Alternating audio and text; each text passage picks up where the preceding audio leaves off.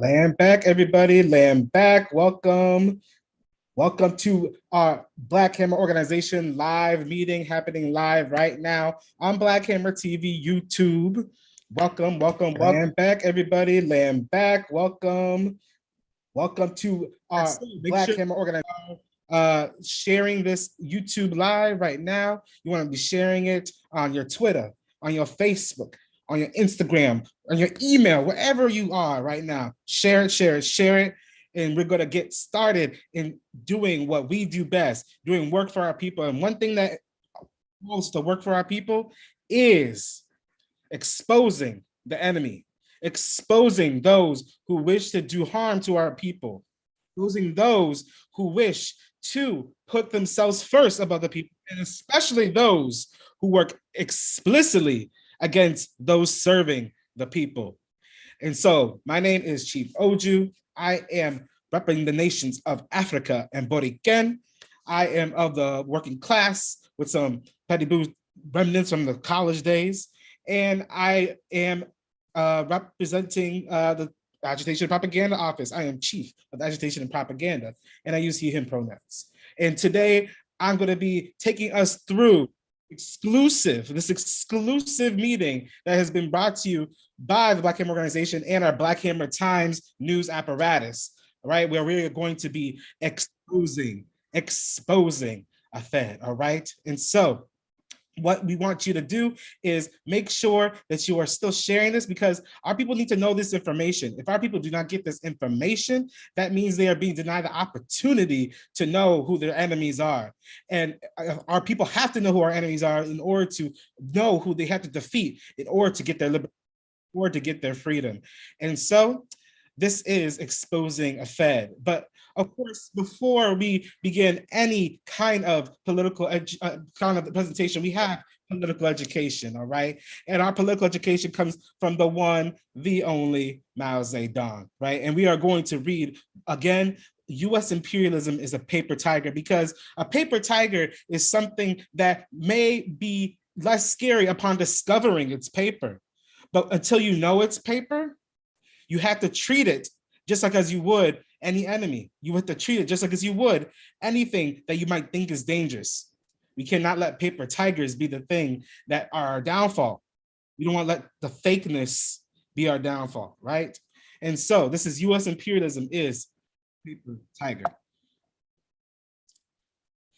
Now, US imperialism is quite powerful, but in reality, it isn't. It is very weak politically because it is divorced from the masses of the people and is disliked by everybody and by the American people too. In appearance, it is very powerful, but in reality, it is nothing to be afraid of.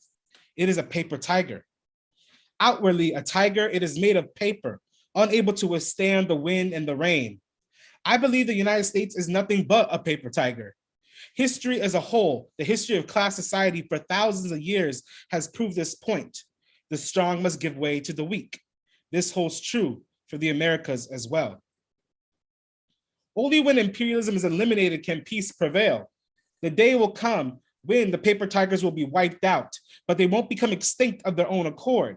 They need to be battered by the wind and the rain. When we say US imperialism is a paper tiger, we are speaking in terms of strategy. Regarding it as a whole, we must despise it. But regarding each part, we must take it seriously. Regarding each part, we must take it seriously. For instance, if it has 10 fangs, knock off one the first time, and there will be 9 left. Knock off another, and there will be 8 left. When all the fangs are gone, it will still have claws. If we deal with it step by step and in earnest, we will certainly succeed in the end. Strategically, we must utterly despise US imperialism. Tactically, we must take it seriously. In struggling against it, we must take each battle, each encounter seriously. At present, the United States is powerful, but when looked at in a broader perspective, as a whole from a long-term viewpoint, it has no popular support. Its policies are disliked by the people because it oppresses and exploits them. For this reason, the tiger is doomed. Therefore, it is nothing to be afraid of and can be despised. But today, the United States still has strength, turning out more than 100 million tons of steel a year and hitting out everywhere and putting feds everywhere. That is why we must continue to wage struggles against it, fight it with all might, and wrest one position after another from it. And that takes time.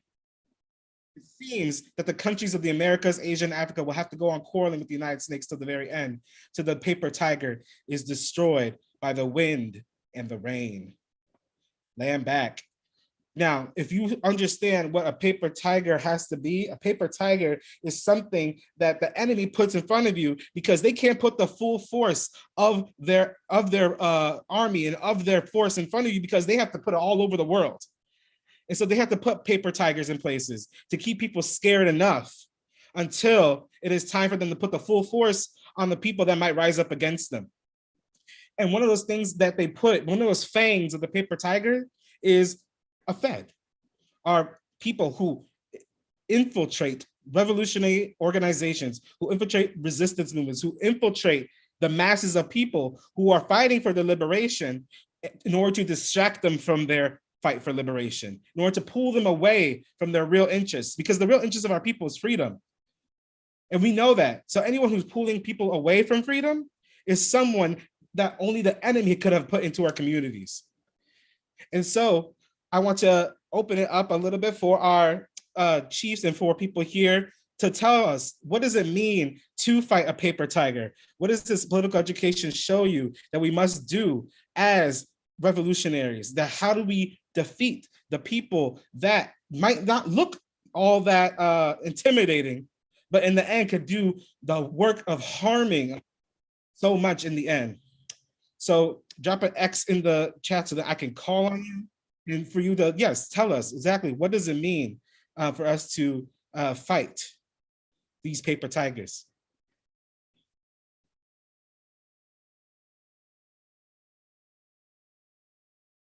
And it will have to be people who are able to unmute themselves as well.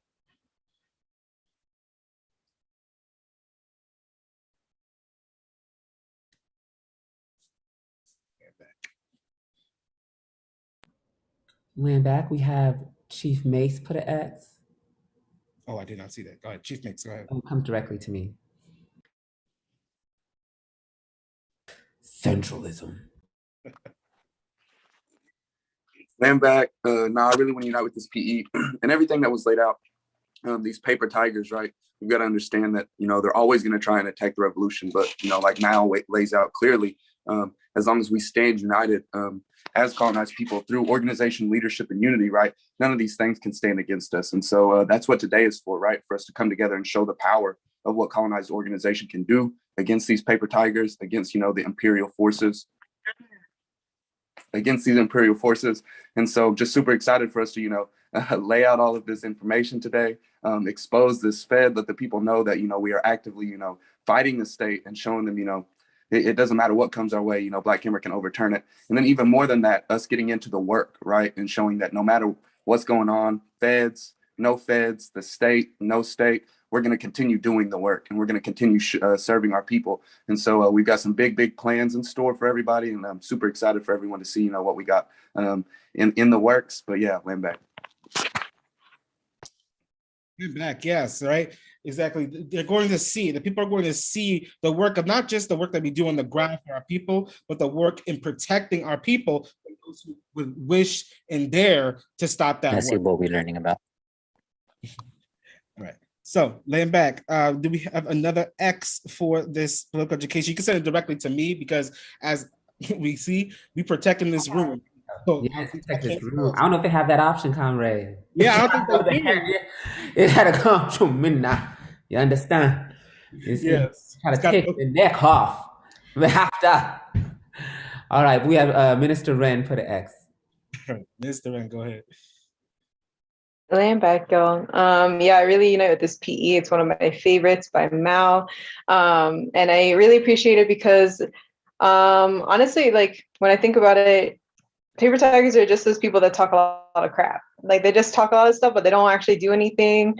They're just there, like, they're just, they're just there and they're just trying to, get under your skin. They're trying to, not follow democratic centralism, not, actually do the work, things like that. Those are all signs of paper tigers, y'all. Like those are all signs.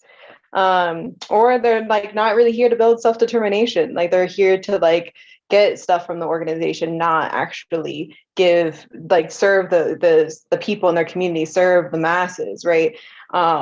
So yeah, I really, this PE, those are yeah, this is something that is never like, there's always going to be paper tigers. There's always going to be new people doing something else. And we just got to get better and better at like, spotting them and, pushing them through the process of Black Hammer with that will push them right on out of here. Right. So yeah, land back. Land back. I want to fully unite. And one of the ways I know that we read how like imperialism is a paper tiger, and we think of like the United States military, like, like their state apparatus, right? Because that's where the analogy came in around like how America was militarily. But I look at like the bourgeoisie and the petty bourgeoisie as well, right? And like the petty bourgeoisie, like the neo-colonial sellouts, how they are paper tigers to our like people in a way of like being like Obama, right? Is supposed to have like all this kind, like Obama coming into presidency is supposed to mean so much and impact the people so much, right? But at the end of the day, it's just a mouth game, right? So like, it's like this tiger, like, oh my God, we have a Black president. But then still, what is occurring, right? And what power does he actually have? He only has the power to be subservient to the white ruling class, right? And it's like the petty bourgeoisie who are out here calling themselves revolutionaries, who are out here calling themselves radicals or whatever, or Pan-Africanists or whatever. But at the end of the day, they just run a blog. When our people need them to show the power that they have, the best thing they could do is put a panel together, right? That the Black Hammer organization is not a paper tiger. We say we are here to lead our people and assist our people, and we go to New Orleans and help our people and give them resources, not a week later or 2 weeks later, like these millionaires that are in New Orleans right now. But we went there the morning after. Here's Black Hammer. The morning after, here we are. This is the power and the work that we can do. What can these bloggers do for our people when they need them and they're suffering? What can the bloggers do when our people are hungry? What can the bloggers do when our people need shelter? What can the bloggers do but type Twitter fingers? Paper tigers, and they think that they have the capacity to phase us. Learn to update your website first before you come for us. On the same website I started you hoes on. Learn to update that. Learn to make a post regularly on your own and not just be so lazy you got to take it from outside. Learn to run a real media apparatus that puts out an article every day. Every day. Every day. Not some self-subservient, intellectual nonsense that the people don't even give a dang about. Informing the people what is going on a day-to-day basis and informing them of how to change it. Joining the leading vanguard apparatus revolutionary organization out here. That's why we got feds. Mm-hmm. And that's why we have the power to expose our feds. And so today is a day that we as colonized people should be celebrating. I don't want people scared like, oh my God, there's a fed in here. That is not the difference. The difference is we found our fed. And what that informs us about being historical dialectical materialist, right? That we as a revolutionary organization, apparatus of our people resisting since the first day these crackers came on our shores, that we are making new advancements. We are making new advancements, and that it is our time. And it's not just exposing the crisis of imperialism, it's exposing our own strength that we have been building. And our capacity not just to find the snake, contain the snake, but while doing that and the snake is wreaking havoc, we are in New Orleans. These bloggers ain't got no snake. These other organizations ain't got no crazy slander campaign attacks like us. These other organizations ain't got their website being attacked like us, ain't got their PayPals getting shut down like us, ain't got their Cash Apps being shut down like us, ain't got pigs knocking on their door like us. They is in comfort. And they still can't produce what we produce.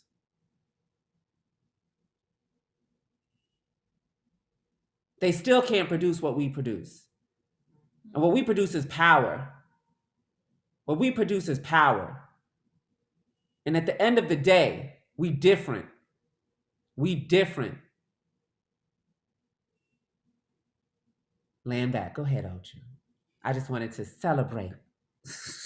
Land back. Yes, no, because there's tons to celebrate, right? It's not a moment of mourning, a moment of, oh my gosh, what do we do now? No, we already did something. We did something and we're moving forward because we move forward in victory because we are still working for the people. When you're working for people, you're only going to have victories. We don't have anything else besides those because we are still standing on the side of the people. And so don't let any paper tiger convince you otherwise, convince you that you are supposed to be living like in fear or be living in anticipation of the state coming in. It's been in because we do the work. And that's how it goes. All right. And so I just want to say to any of these other orgs or loud mouths that be out there blogging, if I'm wrong, if you think you actually have built some kind of powerful apparatus, if you think you got some power, whatever group you is, y'all can even link up. You already linked up. AAPRP, PSL, Antifa, all y'all. Link up. Name a date and a time. Let's go, bitch. I'll show you power. I'll show you power. With my boot on your face, I'll show you power. Name the time and place. Black Hammer will be there. We will be there. You want to see power? You think your tweets, your articles is something? I'll show you. Show me your strength. I'll show you mine. F a debate. F a article. F a video panel. My people need power.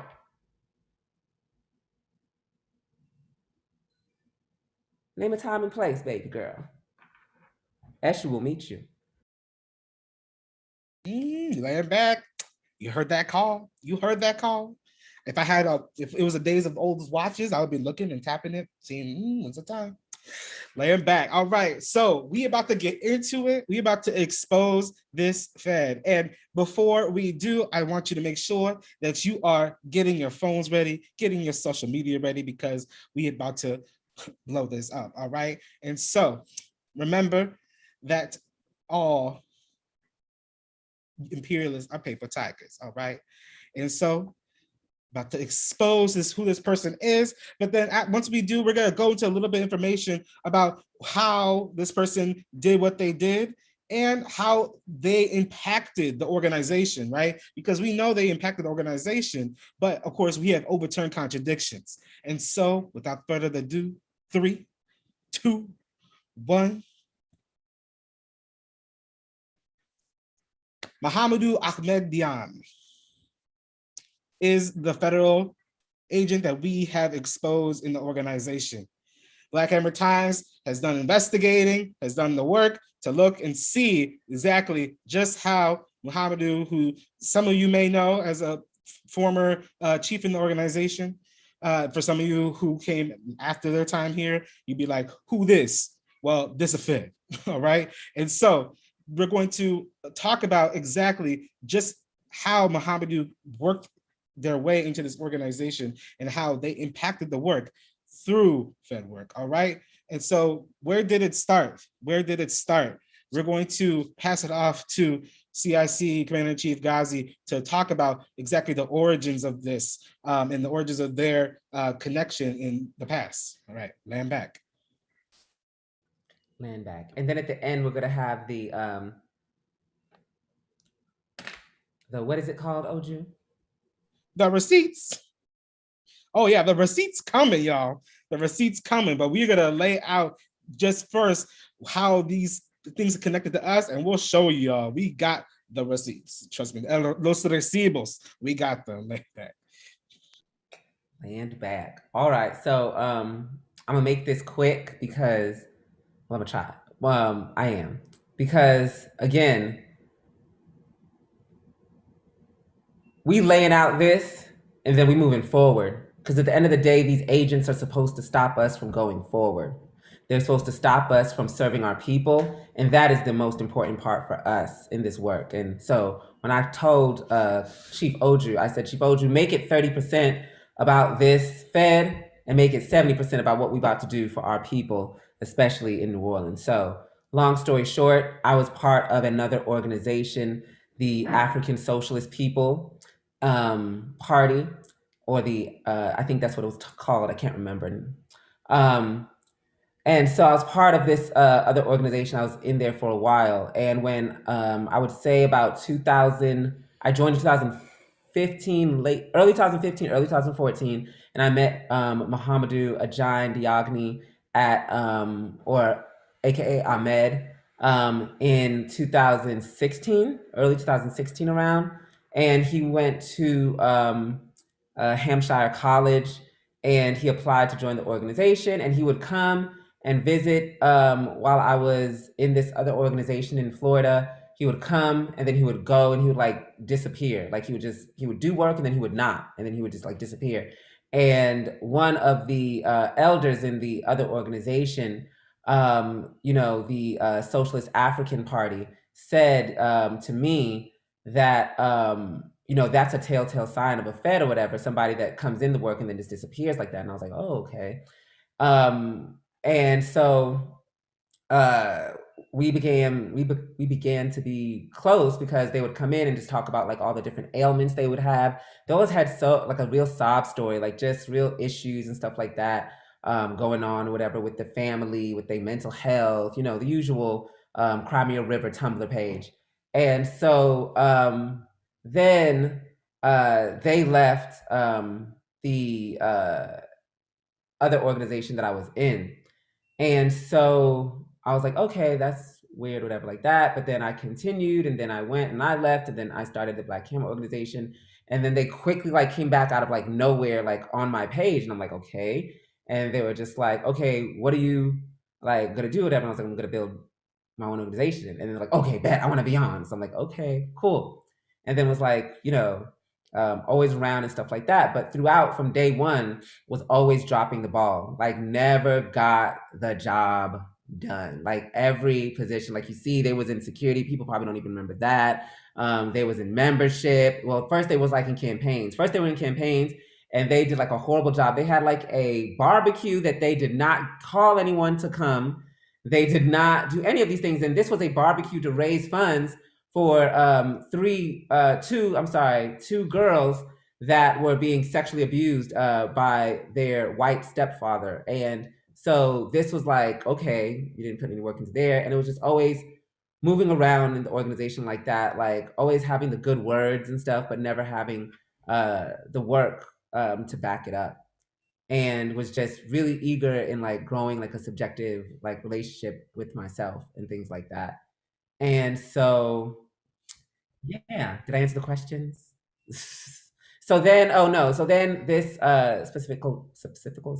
specific comrade at the time, the way that it ended was like they had different leading positions in the organization, but the last one was over defense, and we were doing a mission where we had to caravan, and it was a secret mission at the time, and this comrade literally again ruined everything. Like, didn't get the car rental, didn't schedule to pick up someone at the airport. We also had burner phones, did not inform the defense person in the air about our burner phones, did not inform comrades to strictly follow speeding guidelines. So like a comrade got pulled over by the pigs in the middle of nowhere and almost arrested. Like they had this comrade in their car, like a white pig in the middle of nowhere, and had this comrade like in this pig's car, like a full-blown pig. It was December and this pig didn't even have a mask on. That's how piggy this piggy was.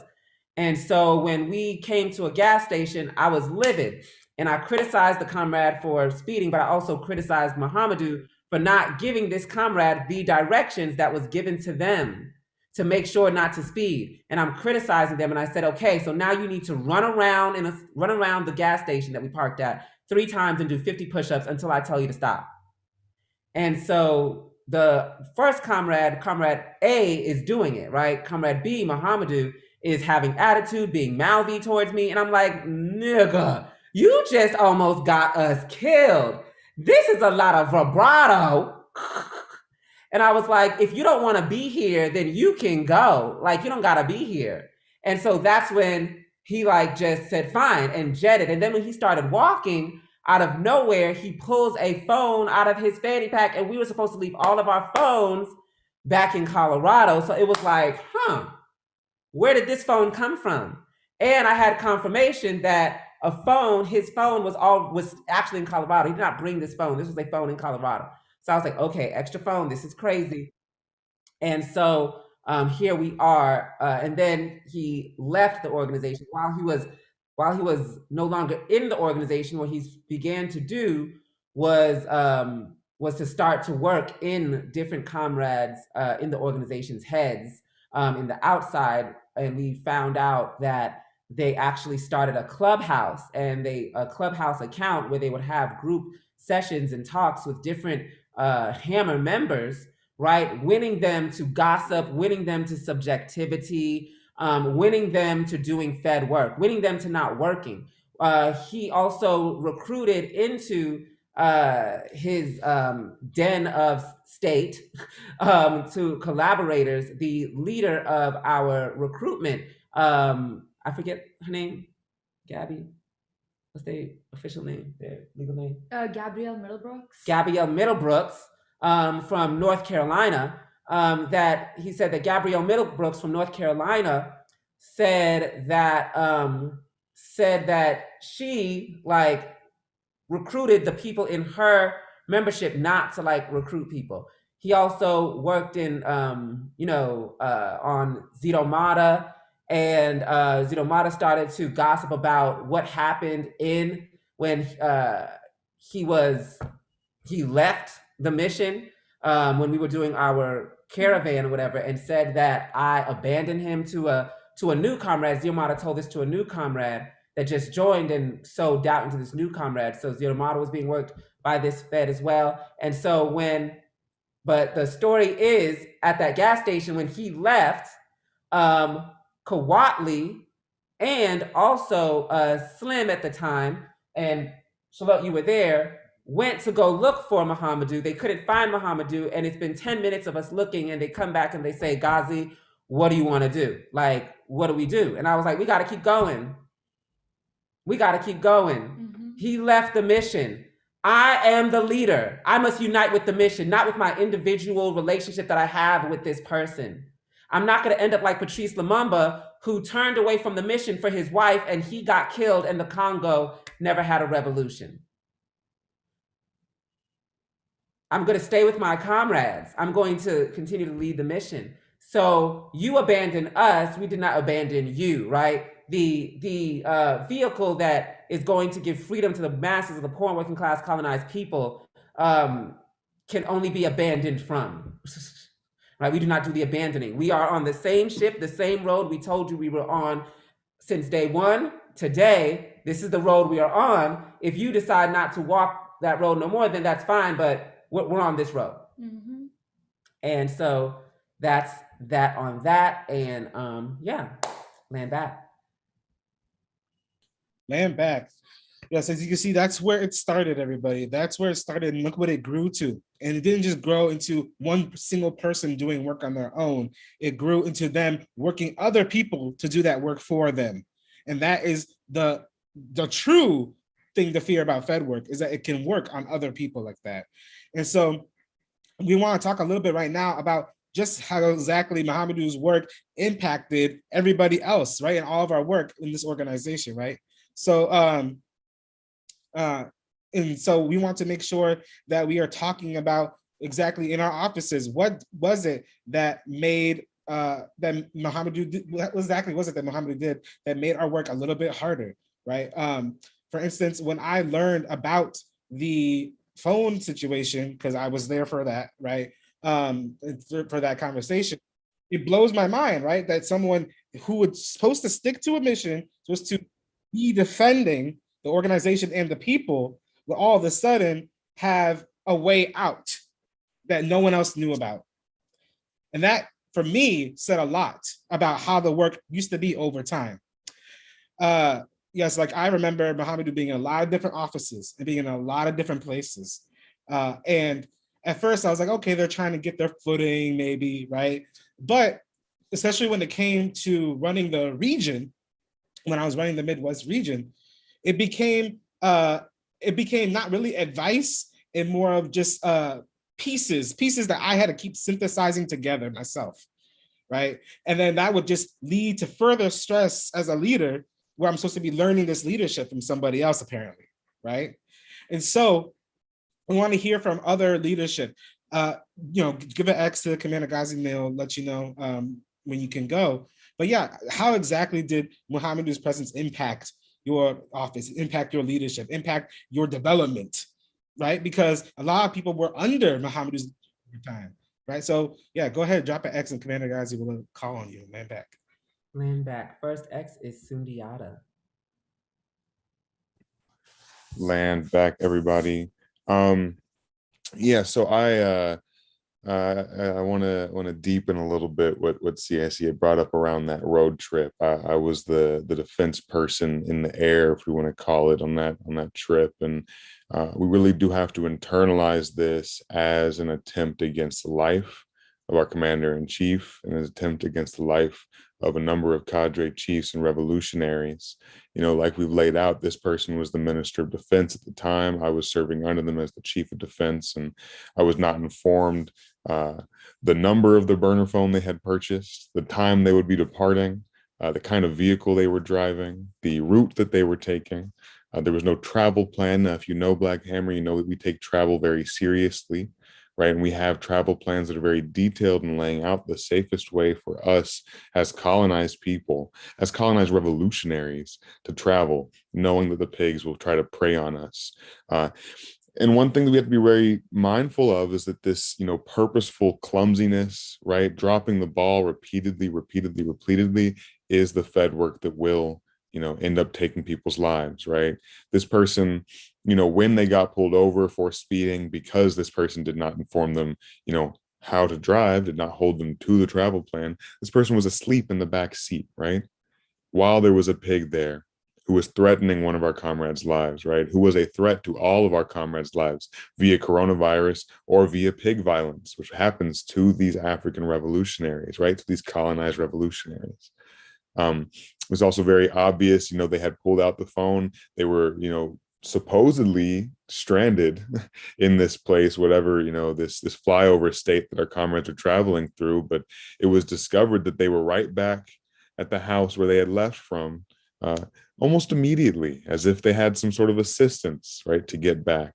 So I think it's very important for us to realize that this sloppiness is something we have to investigate, right? We understand that all colonizer people are equal, but if someone's acting a little sloppy in it, and it's going to be a danger to the work that we do, to our lives, we must hold them accountable to sharpening themselves, right? Through criticism and self-criticism, we must ensure that they materially improve from that sloppiness, because that's a great way for a Fed to stay hidden, to oopsie, sorry, I just, I forget things a lot, I'm just a little clumsy, I, am not really very organized. Well, you have to overturn that, or else you were going to be a detriment to the revolution.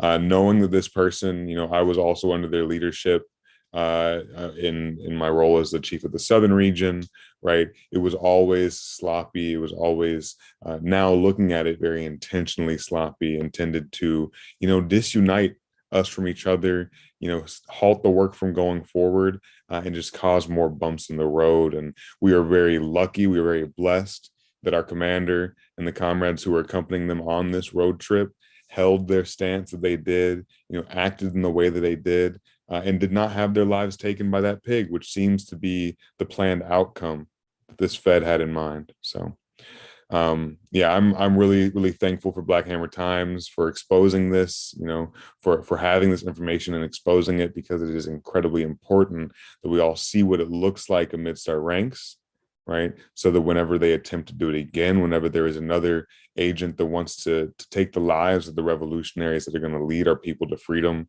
we can spot it and eradicate it quicker than ever. So really appreciate this. I'm looking forward to the receipts. Y'all seeing all of that. It's a trip. And I'm looking forward to pushing on forward always, as we always have after every contradiction. Land back.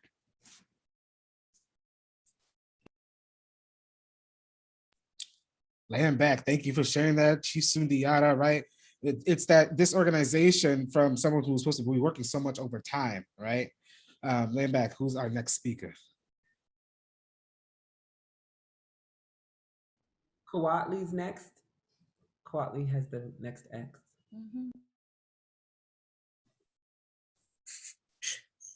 Land back. So where to begin, really? I was in the Colorado chapter at the time, and I remember Mohamedou, when they were over, I guess they're like over the chapters, and this was last year.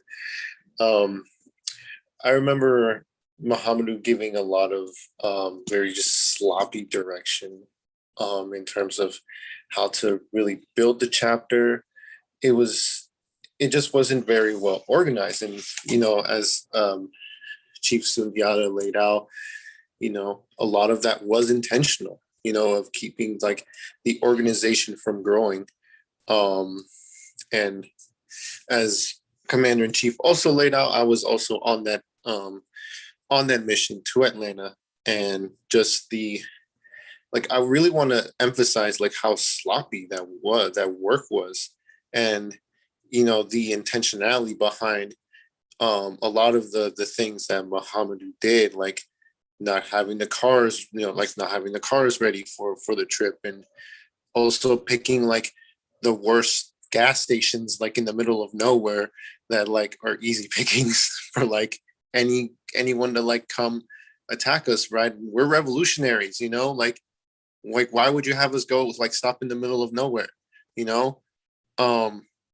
and like it's those kind of things that just add up to this like final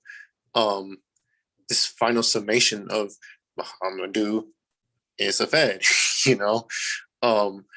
and yeah, there's just also a lot more receipts, that we have coming up. But yeah, just the whole trip, sloppy. Just it was, he was clearly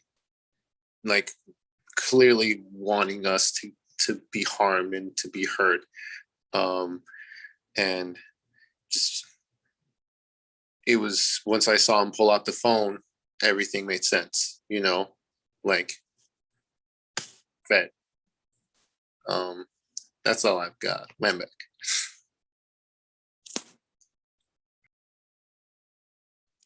Man back. Thank you, Quali, for sharing that and exposing that.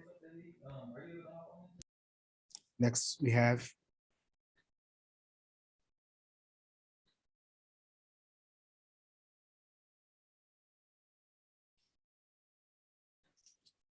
if you are a chief or leadership, you could drop it. We can have you share your experience about Mohamedou before we go deeper into the receipts. Land back. Chief of Things with the next X. And back. Land back. I think for me, the most startling thing always was like, there was always this wall between them. They like talked a really good game about being open and being honest and like wanting to get to know you, but like there never was really any effort put into it. And then like for me, I always felt like something wasn't right with the fact that you can speak so well, you can write so well, but then your meetings are really disorganized and you never answer your phone. They never answered their phone, ever. It was very hard to get in contact with them all the time. And it was it was a struggle. And like being under their leadership, I was under their leadership in several different offices, and it always was the same thing. And so, like, it never made sense. And there always was a sob story behind it too. So, yeah, that's what I noticed. Land back. Thank you, Chief Afeni. And now we're going to be moving to Chief Oju, who is over Black Hammer Times with an expose. Yes, land back. And so now we are going to show how Black Hammer Times has figured out exactly how Muhammadu was a Fed and exactly just what you need to understand about these Feds is that they have backing, they have support, right? And that's how someone could just take a phone out in the middle of nowhere and be home in 2 seconds when they didn't expect it to leave, right? And so here we go. So Black Hammer Times has found this information that is from the U.S. Department of State. From the U.S. Department of State. That has been directly mailed to Muhammadu.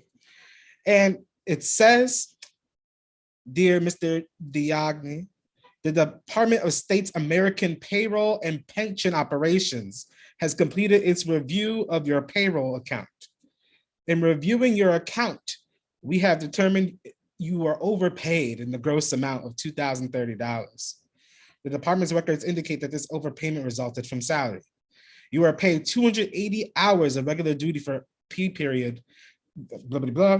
The overpayment was made during the period August 20th through October 5th, 2012. The net amount of your overpayment is $1,915.30 and is due within 30 days of this date of the letter. Our spreadsheet computation detailing applicable deductions and the net amount due of $1,915.30 is enclosed for your convenience. I regret any inconvenience this may cause you. When they do occur, however, we are obligated to seek the return, blah, blah, blah, blah, blah, right? You see the United States government, U.S. Department of State apologizing to Muhammadu Diagne, right? And this is one example, right? This is one example that we have uncovered at Black Hammer Times of just how Muhammadu had a connection with the U.S. government, not just through the way the colonized masses have, through debt, through any random letter we get for tax returns, nothing like that. No, this is payment from the U.S. Department of State to Muhammadu. And so that's one piece. And the next piece that we have is continued communication with the U.S. State Department, all right? And the first part of this email reads, from Muhammadu. Hello, my name is Muhammadu Diagne. I received a notice from the State Department that during my time working with them in Kathmandu, Nepal, in August through October 2012, I had been overplayed by a gross amount of $2,030. Attaches the letter I received. I am positive I was not overpaid during this time period and that there has been a mistake. I would like to contest the issue. Could I get a copy of my timesheets for the appropriate period or be given the address of someone I should talk to at the State Department in Kathmandu? Sincerely, Muhammadu Diagne. And then the response, good morning. We apologize for the delayed response. Much later. Unfortunately, American Payroll is unable to send official payroll documents, pay histories, and other supporting documentation to personal email addresses. This documentation includes personally identifiable information, such as name, address, financial data, etc. We are only able to send this information via postal mail or via email to a State Department email address, and that they're going to send documents on file to the address on file in Amherst, Massachusetts. And so not only did we see Muhammadu get paid by the state, but then continuing to make sure that they kept that money from the state. One, they're like, I didn't get overpaid. Give me that money. Give me my money, they said as a Fed. And then two, they continued just to work with the state and be in communication with the state through this time. Through this time that Muhammadu knew Ghazi Koso. See? So you see how the state constantly in our path that have been connected and working for a very long time. in many different capacities. And this doesn't just live with Muhammadu. There's further evidence outside of Muhammadu's life that indicates this as well. All right. So this is another example, another receipt of the payments, laying out the payments from the Department of State payroll, saying how much was given over their hours, over the amount of time that they got overpaid, right?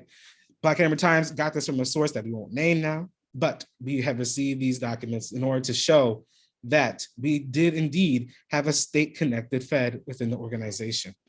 And so outside of Muhammadu's life, there was also his family.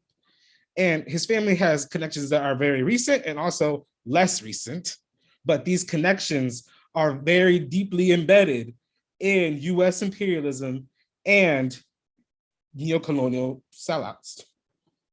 So one, his mom, Andrea Wogner Diagne, currently works for the United Nations. You see that picture, y'all? Currently works for the United Nations, is a longtime Peace Corps director, and was actually responsible for relaunching the program in Nepal after hiatus. So the Peace Corps program, as we know, the Peace Corps is literally US imperialism, is literally placing colonizers in colonized countries to infiltrate colonized countries.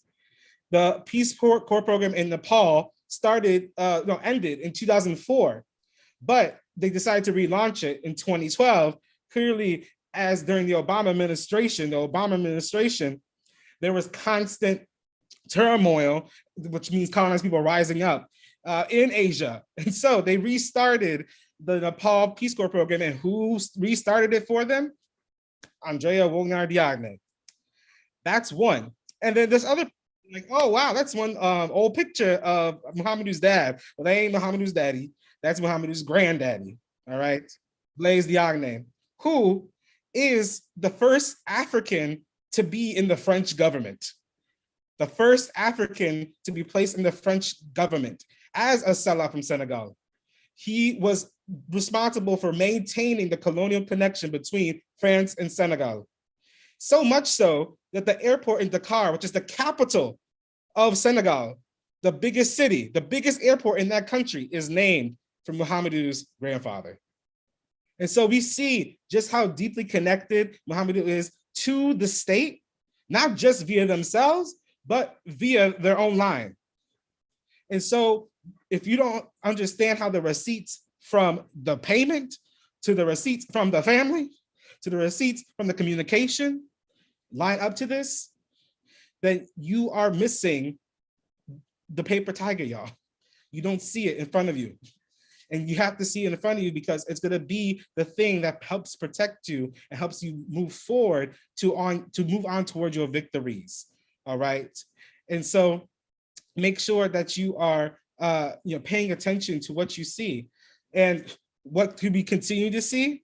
We continue to see the spy with the sellouts, y'all. So Muhammadu had exited the organization at the same time as we had talked about, in the middle of nowhere, picked up that phone and disappeared. But when did they just reappear? Right now. Literally have disappeared and reappeared just this moment at the break of the organization, communicating with the people who have sold out the organization, sold out their people, and continue to do so, and to continue to undermine the work of the organizations you see here with Taylor, Evelyn, Shabani, and Gabrielle. And so this is going to continue to be what we see, right? We see all of them. We see all of these sellouts working with this spy, whether they know it or not. We know a Fed always works people. So either they too stupid to understand it, or they ready to get on the payroll too. So we have to make sure that we are always fighting against sellouts, but we have to always remember we're actually working toward victories, because it's not about these people. It is not about these people. What it's about who we are. It's about the work we do for the people. It's about how we push forward. And so we know victory is imminent for Black Hammer. And what we're going to do now is we're going to talk about the victories that have happened in this organization, just in the past couple months, and how we're going to be moving forward. And so I'm going to start it off with vote New Orleans. I'm going to have Minister Wren talk to us about what we're doing in New Orleans. I'm sorry, one moment. I just wanted to say thank you so much for that layout, Black Hammer Times, for informing us of all of these things, and whoever the source is, I just wanted to say that, finding out that somebody who's been one of your longest comrade is like a Fed is not something that was, just like, oh, okay. But I thought it was going to be something that was going to be like, ugh, but it was more like, girl, duh, you're that girl. Like, girl, like, it is your situation, sis. Like, what you thought, And it was also shocking to me to see like the times, like this person working for the state, for the feds, in back to 2012, 2015, all these like, so how old are you really? You know what I mean? That explains the balding. But anyways, yeah. So here we are, comrades. And before we move forward though, like we will be moving forward, we want to say like, he's not the first, he won't be the last. And you see the kind of things that they try to do. You see why we uphold democratic centralism and say the work exposes all, right?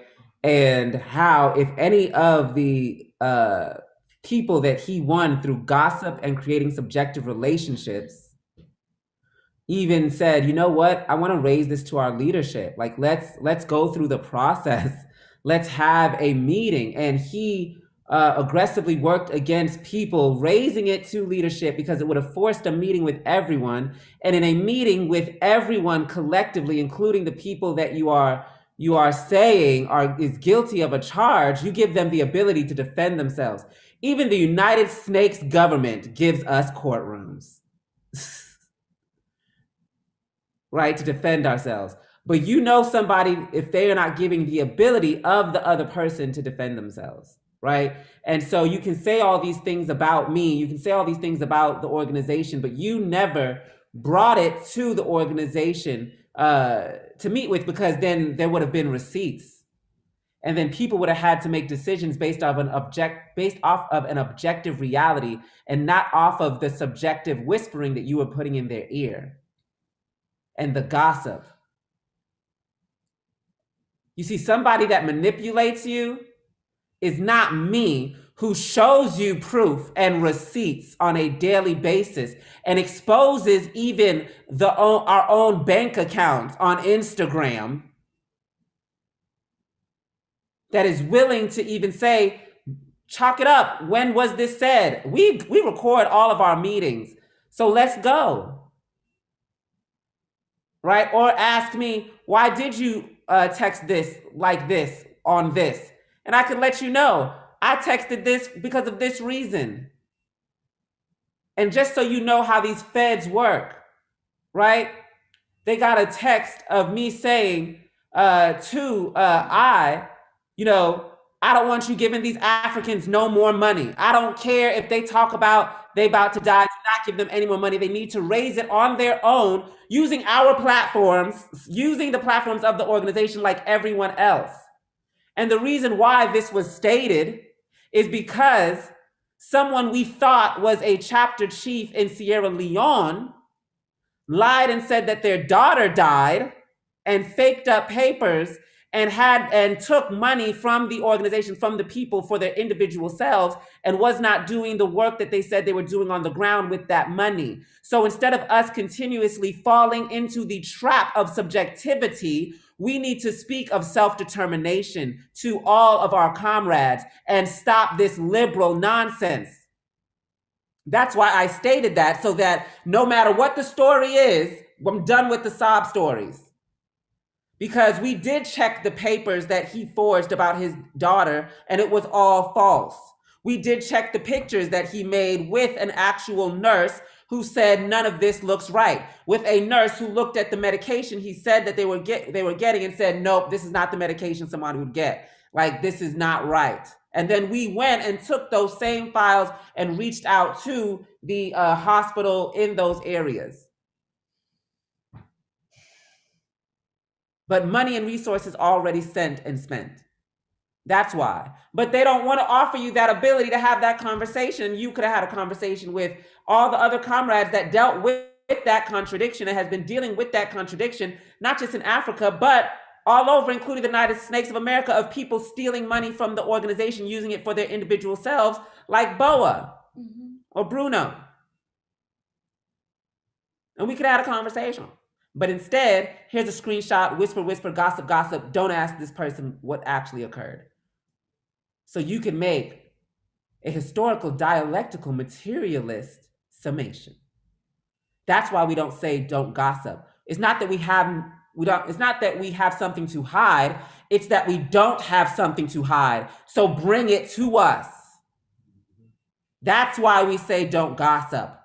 That's why we say raise it in leadership, raise it to a meaning, because we don't have anything to hide. If anyone is telling you to do the opposite, ask them what they have to hide.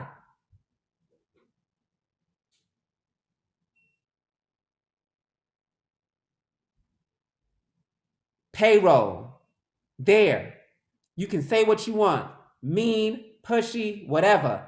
I'm not working for the feds, and the feds are targeting me. The feds are targeting the Black Hammer organization, just like that Newsmax article and video stated.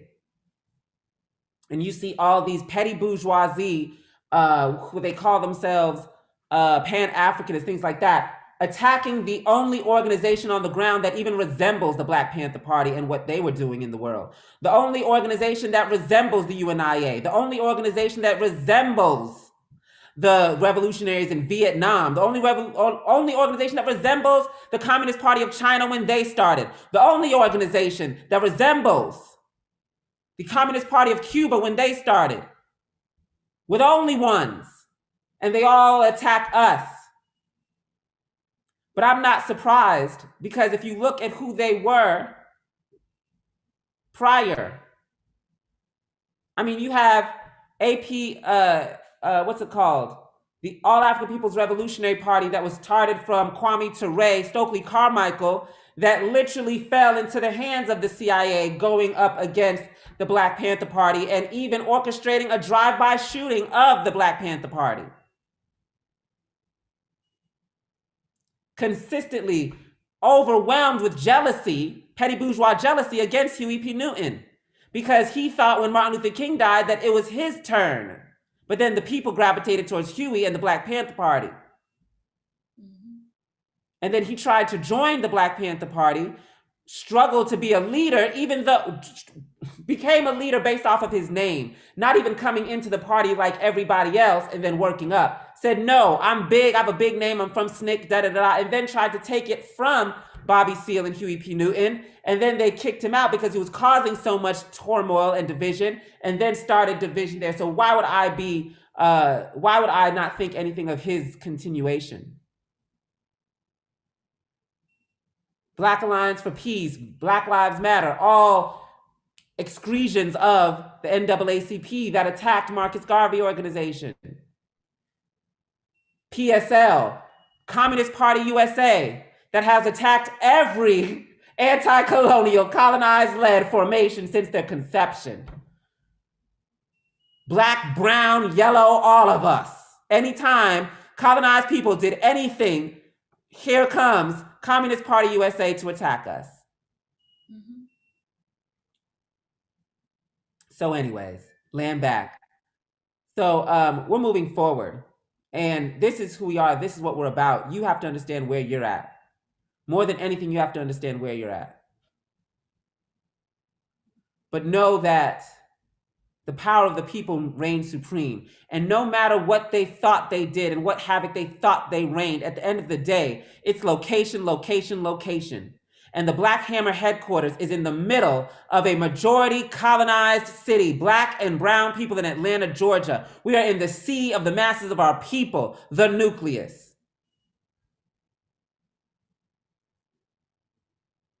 Therefore, we are able to produce and reproduce chapters and offices at will. Because you can't see us for a day on the ground.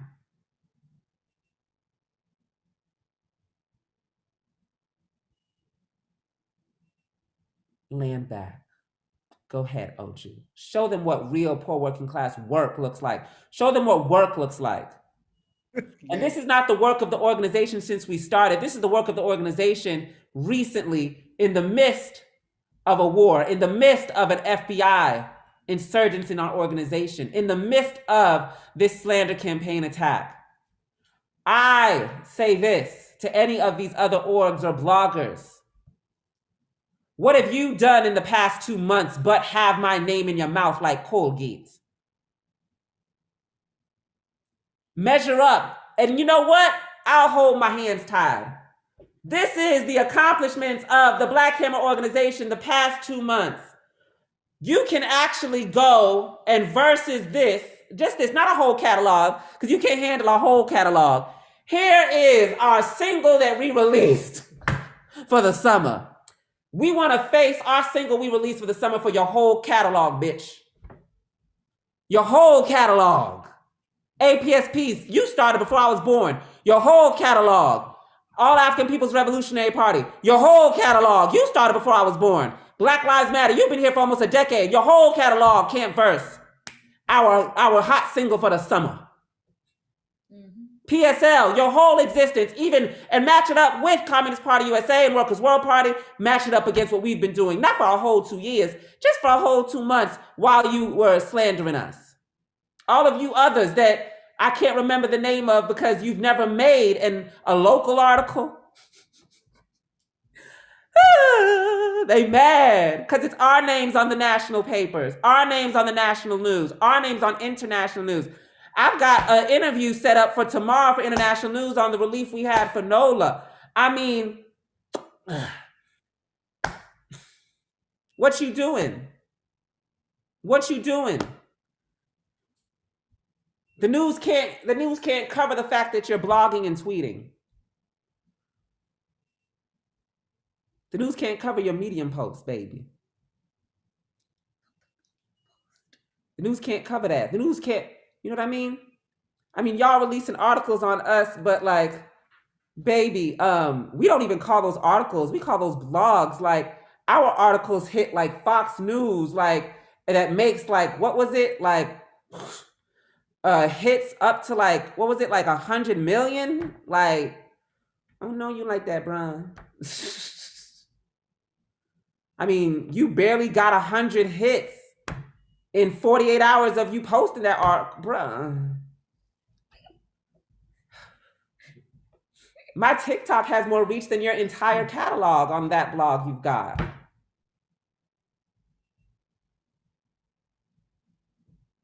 Okay, so size up. This is the work we've done. This is the vanguard. This is what workers do. We are workers. You hear me? I've had 15 jobs. Okay, Afeni understands we work. And I've seen a lot of y'all with these group pictures y'all been taking. I can see that y'all do is sit inside and snack and hate online. You ain't working. You ain't working. No tan or nothing, Lord Jesus. Lay it back. No tan or nothing. During the summer of all times, goodness gracious.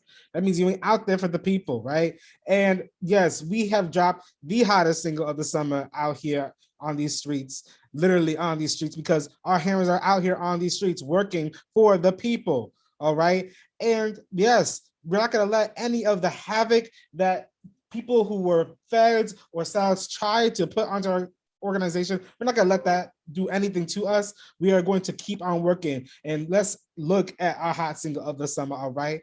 And so we're going to start it off with our very own Minister Ren, who's gonna be talking about what we did in New Orleans and what's coming up for New Orleans, all right? So land back, Minister Ren.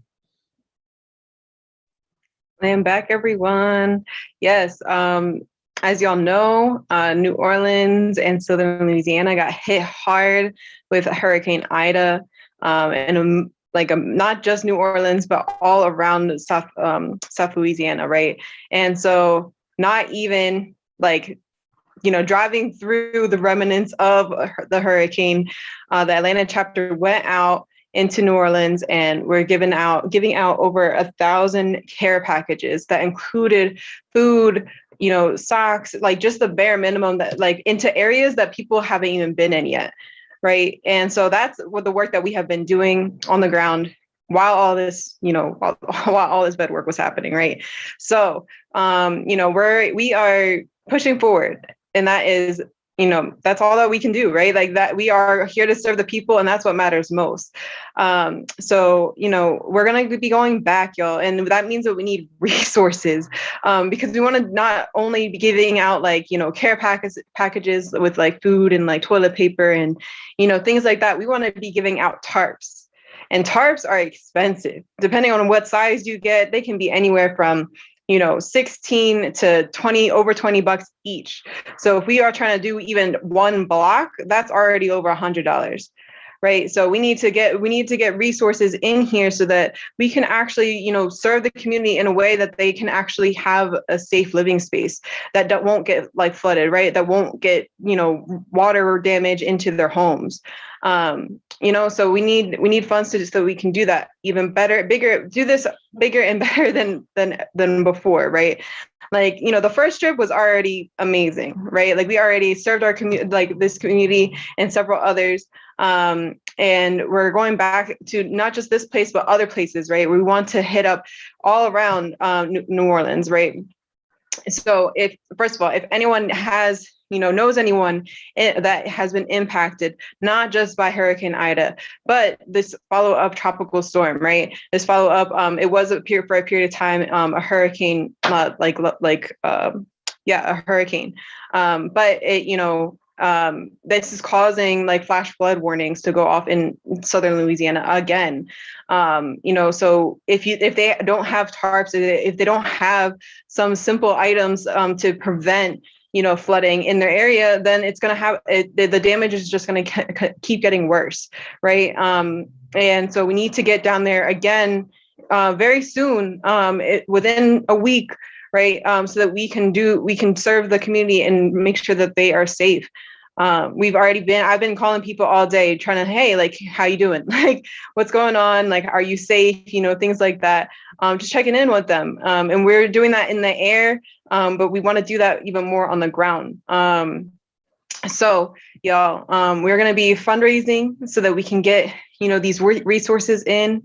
If you are able to, please donate, so that we can serve our community, all these different communities, and build a chapter there, y'all. Build their self-determination, because that's what they deserve, right? Like we're not there as a charity case giving out these things. We're there so that they can learn how to, teach their entire community how to do this. Teach their entire community how to tarp a roof. Teach their community how to, organize cooling stations, because it's hot down there. It's hot and it's humid. When it's hot and humid like that, y'all, people are way more likely to get like heat stroke and suffer from all kinds of heat illnesses, because the humidity, it like basically doesn't allow your body to cool down. Your body cools down from evaporating the sweat off your skin. When there's so much moisture in the air, it keeps the moisture on your skin, so you can't even sweat it out, right? So we need to make sure that people are informed of these things, because that's like life-saving information. So yeah, y'all, we're going to be fundraising so that we can make sure that we keep on pushing this work forward. And then back, everyone. Laying back, thank you, Minister Rand, for laying that out. And yes, we do have to fundraise, because we have to make sure that we get resources for the people of New Orleans, for the people of Louisiana, because we are going to go back there and do the work that we did not the first time. We're going to do double that, triple that, right? Quadruple that work, because we do work. That is what we do at Black Hammer, all right? And so Chief Amalicha is going to take us through this fundraising, because we got that goal tonight, and that goal is looking nice and hefty, but the people can do it. So go ahead, Chief Amalicha. Land back, everyone. So as you know, we are going back down to New Orleans, Louisiana, making sure that our people get, the masks that our government this illegitimate government on stolen land is not giving the people, right?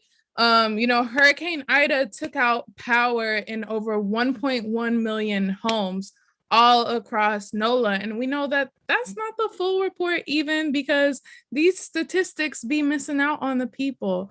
And so we have to make sure that we are the ones reaching the people. And FEMA had basically only accepted 38% of applications that went through them in order to help out with people's housing, help out with people needing, money throughout this disaster. But FEMA don't even be given enough to the people. They give out loans, which have to be paid back ultimately, which honestly does not give the people something material in order to rebuild. So we as hammers, we as revolutionaries have to make sure that our people are getting those resources to build, getting those resources to be self-determinate. And the way that we doing that this time around is making sure that we do raise those resources.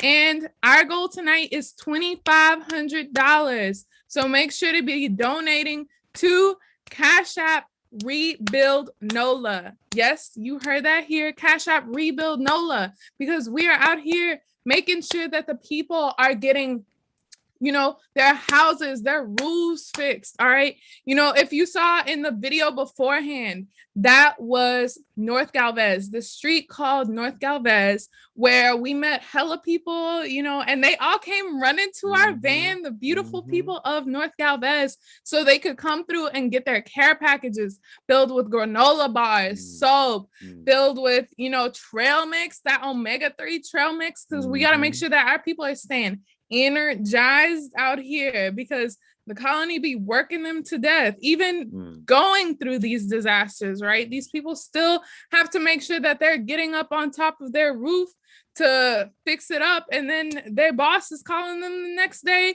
to come into work to fix up their workplace. So we got to make sure that our people, that we are down there for them so they can get the support that is much needed, that we know that the government out there is not going to give them. In every single hurricane that has passed through the United Snakes, there has never been any true aid to the people, even within a matter of 24 hours, even before this type of storm happens, right?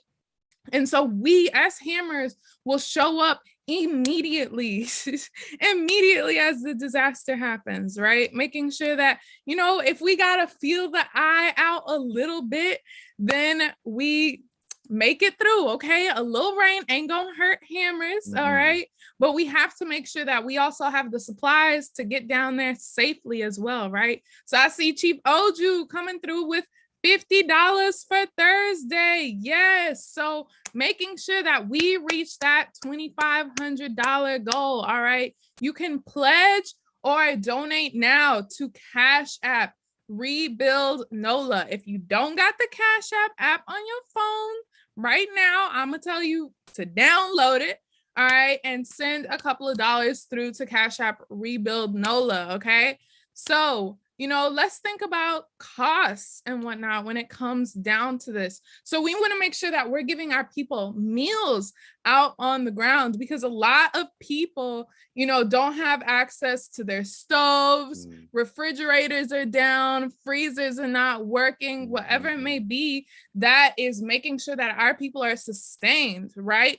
So we are going to be making meals for our people down there, right? They got to have some rice and beans, in them big pots and whatnot. And those big old pots cost a bit of money, honey. All right. So let's say for a big old pot of rice and beans, all right, for 50 people, let's say $100 for that big old pot. So I see Chief G coming through with $100 for the people. So I know Chief G wants to get a whole big old pot to 50 people. But like I said, it's 1.1 million people in Louisiana that lost their power. All right. So we got to get enough pots for 1.1 million people. All right.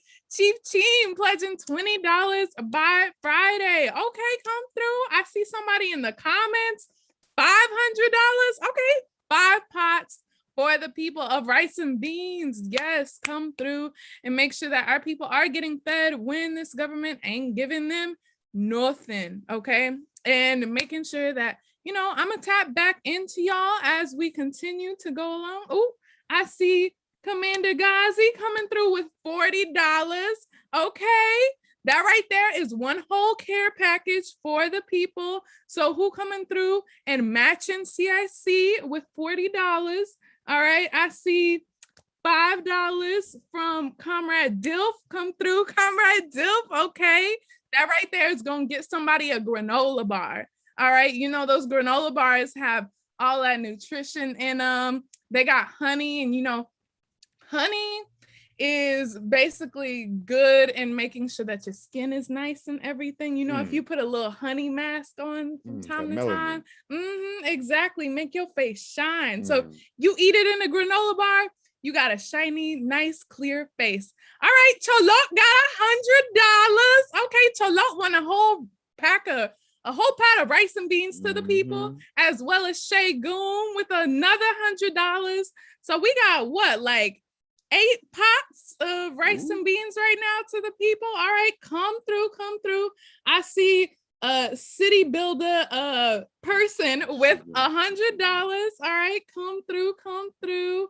Who else we got in these comments? QC with $10. So that's another care package for our people. See, again, we got to make sure that our people are getting masks during this time, because right now in NOLA, they have the highest hospitalization rates across the nation. All right. And, you know, a lot of these hospitals are just getting back power. Some of the people were barely evacuated before the hurricane came about. And we know it's only going to heighten, right? Because people don't have access to masks. People aren't really able to go into their homes.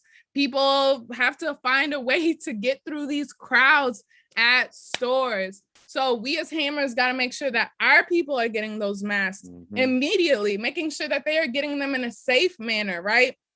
And we as Hammers be putting on them gloves, because we got to make sure that it's real sanitary. So for a box of gloves, all right, $15. Who got $15 for me in the comments for a box of gloves? Let me see it. You know what? I'll give those $15 today for the box of gloves to make sure that our Hammers and our people on the ground aren't getting exposed further to this Rona, honey, because it's wilding. And with children right now, you know, in these schools getting the Rona, we got to make sure that they are also staying safe, because, you know, with NOLA, even though they have the power out, even though the kids may not be at school right now, they're still going to have people going back to school.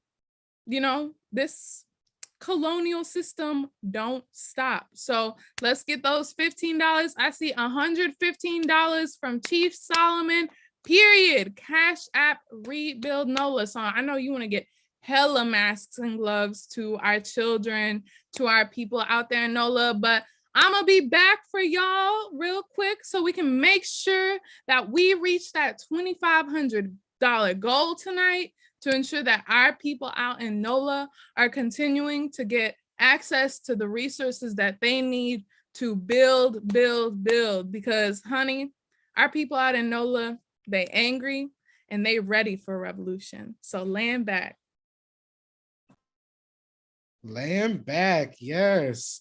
So as you saw right there, we're going to keep on fundraising, because we have to make sure that the people of New Orleans are getting not just resources, but getting the resource of organization, right? Getting the power of organization so that they can get the resources themselves. Because again, we are not a charity organization. We want to make sure that people have the power, all right? And so keep on donating, but we're going to keep on talking about the victories and wins that we've had in this organization just in this summer, just in these past couple months, just in this single. All right. And now we're going to talk about some agitprop victories. So 1, our new website is live, y'all. Blackhammer.org got a new facelift. It got that BBL. All right, that BBL is hot this summer, and we went to the best doctor. They made us look good. We got body, and yes, our new website is live. So make sure you go to blackhammer.org, check out all the different pages, check out that giant join button on the join page. All right, and you can be able to not just learn more about Black Hammer, but also learn about how you can get involved in Black Hammer. All right, so go on to our new website. Also, follow our new IG page, all right? Our IG page is at Black Hammer Times. And you know what? We be dropping the tea as we always have done, but now we doing it in style, y'all. We doing it in style, with some color, and some big boldness, some light, some things to draw your eye, because that's what our agitation propaganda has to do, all right? And so go follow our new Instagram page at Black Hammer Times, where you can get anything about weather news happening because of this climate crisis. You can see what we're doing on the ground, like how we are in Atlanta at 7-9, the protesting, or get that tea about, our colonized celebrities and just exactly what they're doing. We got to be sometimes doing the opposite, but sometimes they got things to teach us too. All right. Because colonized people, we all got that kind of brilliance, but people still got to commit to the poor working class colonized people. So follow our new IG page. And then also, we know our Commander-in-Chief says book and busy, so stay tuned for interviews. Follow and subscribe to the Commander Ghazi YouTube. It's youtube.com/Ghazi Koto. All right, stay tuned for some interviews, just like how CIC laid out there. We got something happening tomorrow. All right, so make sure you are following. And then, Chief Amalichi, you want to talk about this new update to our agitation propaganda look? Land back, hammers. So I know y'all have been waiting on this merch for quite a bit, and a little, remix for the merch and whatnot. See, hammers, we already look cute in our shirts and, the crop tops and the tank tops that we cut ourselves. But guess what? We got to give this to the masses of people too, because I be hearing, we go out to the club all the time. I think it was this past weekend or the weekend before. So I was at the club having a dance off with somebody. And right after the dance off, we was talking a little bit. I was getting their contact, and they were like, where can I get your mask? Where can I get your shirt? And I was like, we got to get our people these masks, because they be loving these logos.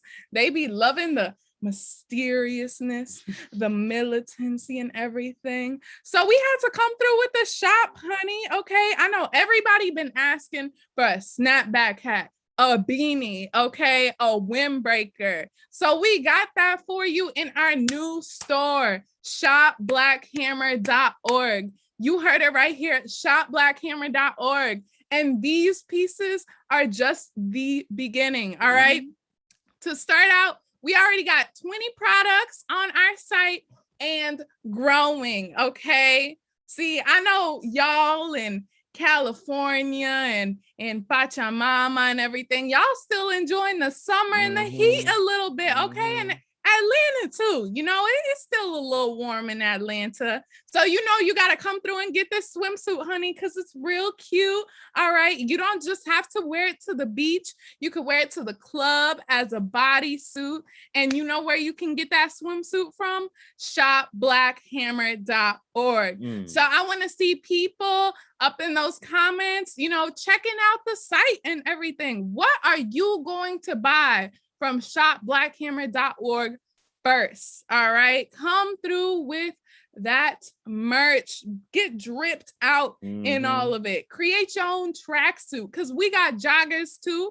All right, you could come through with the joggers and the windbreaker at the same time, and you are ready to go do, a nice little run on a 50-degree morning. Okay, so make sure to go through and get dripped out at shopblackhammer.org. We got the accessories, we got the hoodies, and we gonna make sure that you stay ready for winter, summer, fall, spring, all of those seasons at all times. And you could take your cute little pictures too. So if you want to model and everything for shopblackhammer.org, just hit us up in the DMs on Instagram, Black Hammer Times. All right. Come through and buy at shopblackhammer.org.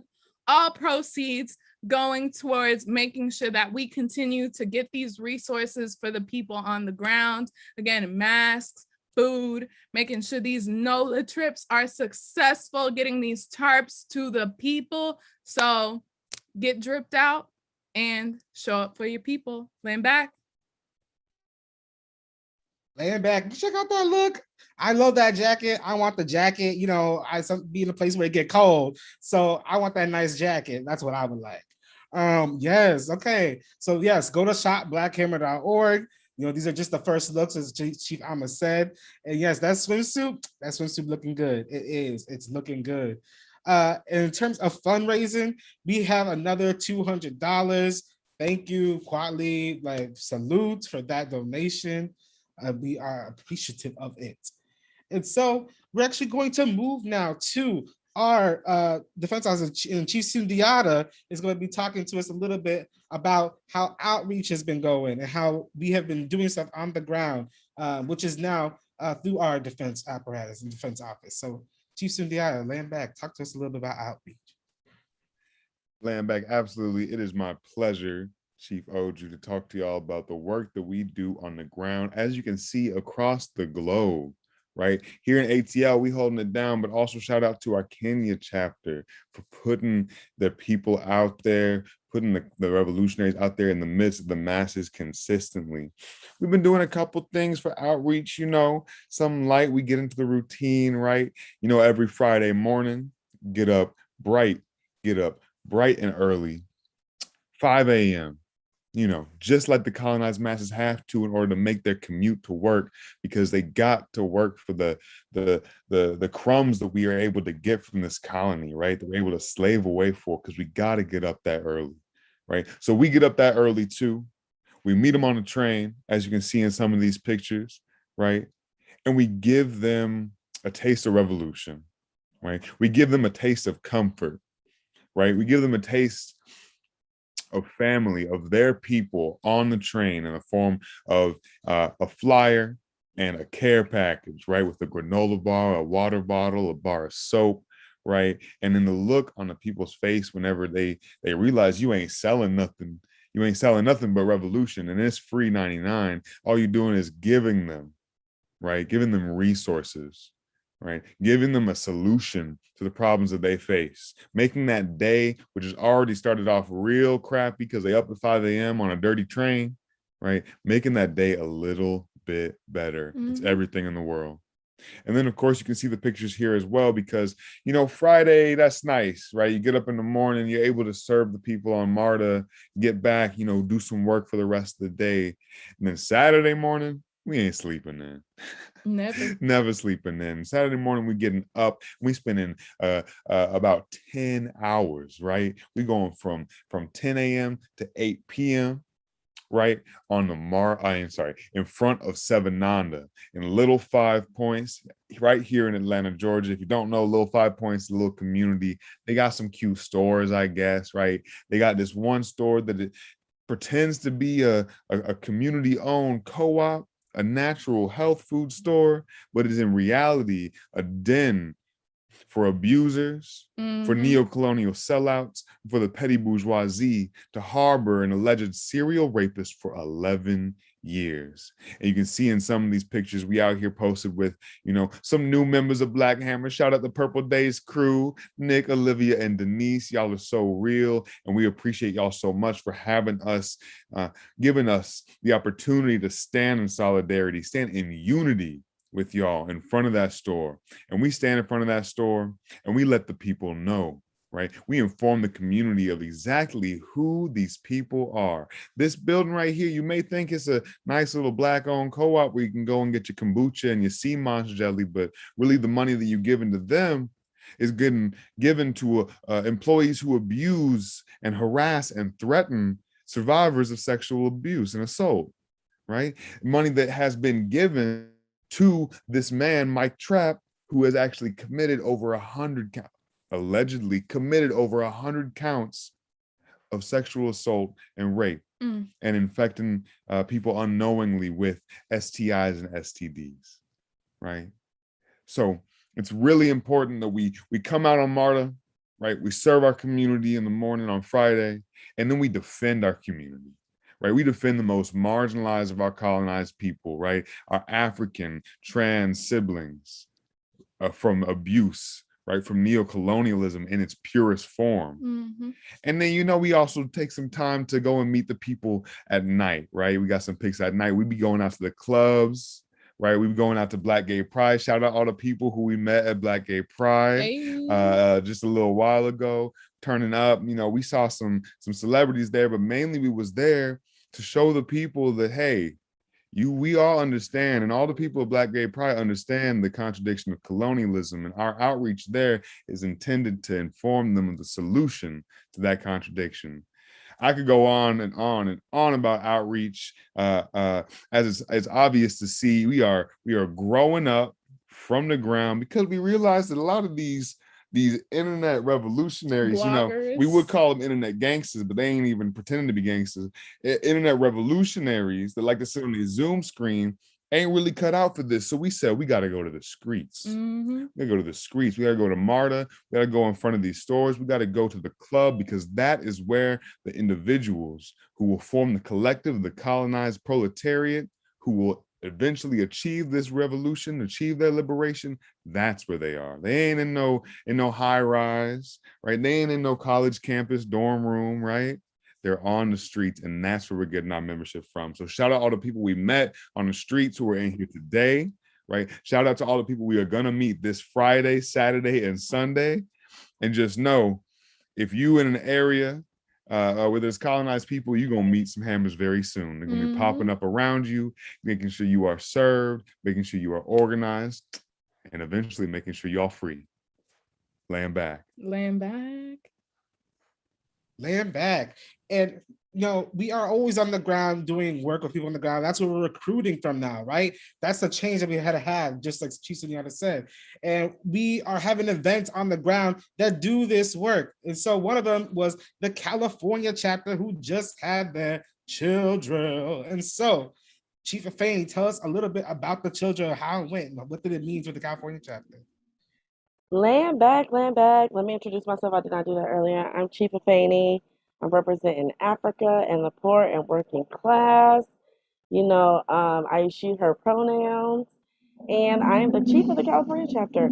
And I want to highlight some things that occurred in the chill drill. It was so much fun. So the chill drill was a concept that we came up with as a chapter to address like the issues that this colonial system has put on our Mother Earth. And you know, two of the biggest ones that we've all experienced lately, you know, is like the climate change and the storms happening everywhere. And particularly here in the West Coast in California, we have fires. You know, California is like a fire state. And so dealing with all of those things, knowing that we need to get out in the community and make sure that our people are being protected and provided with the proper information, we held a workshop event where we want to have fun, give the community some free items and also some political education and get them to join in on the work as well. And so just some of my favorite highlights from the chill drill. We had workshops on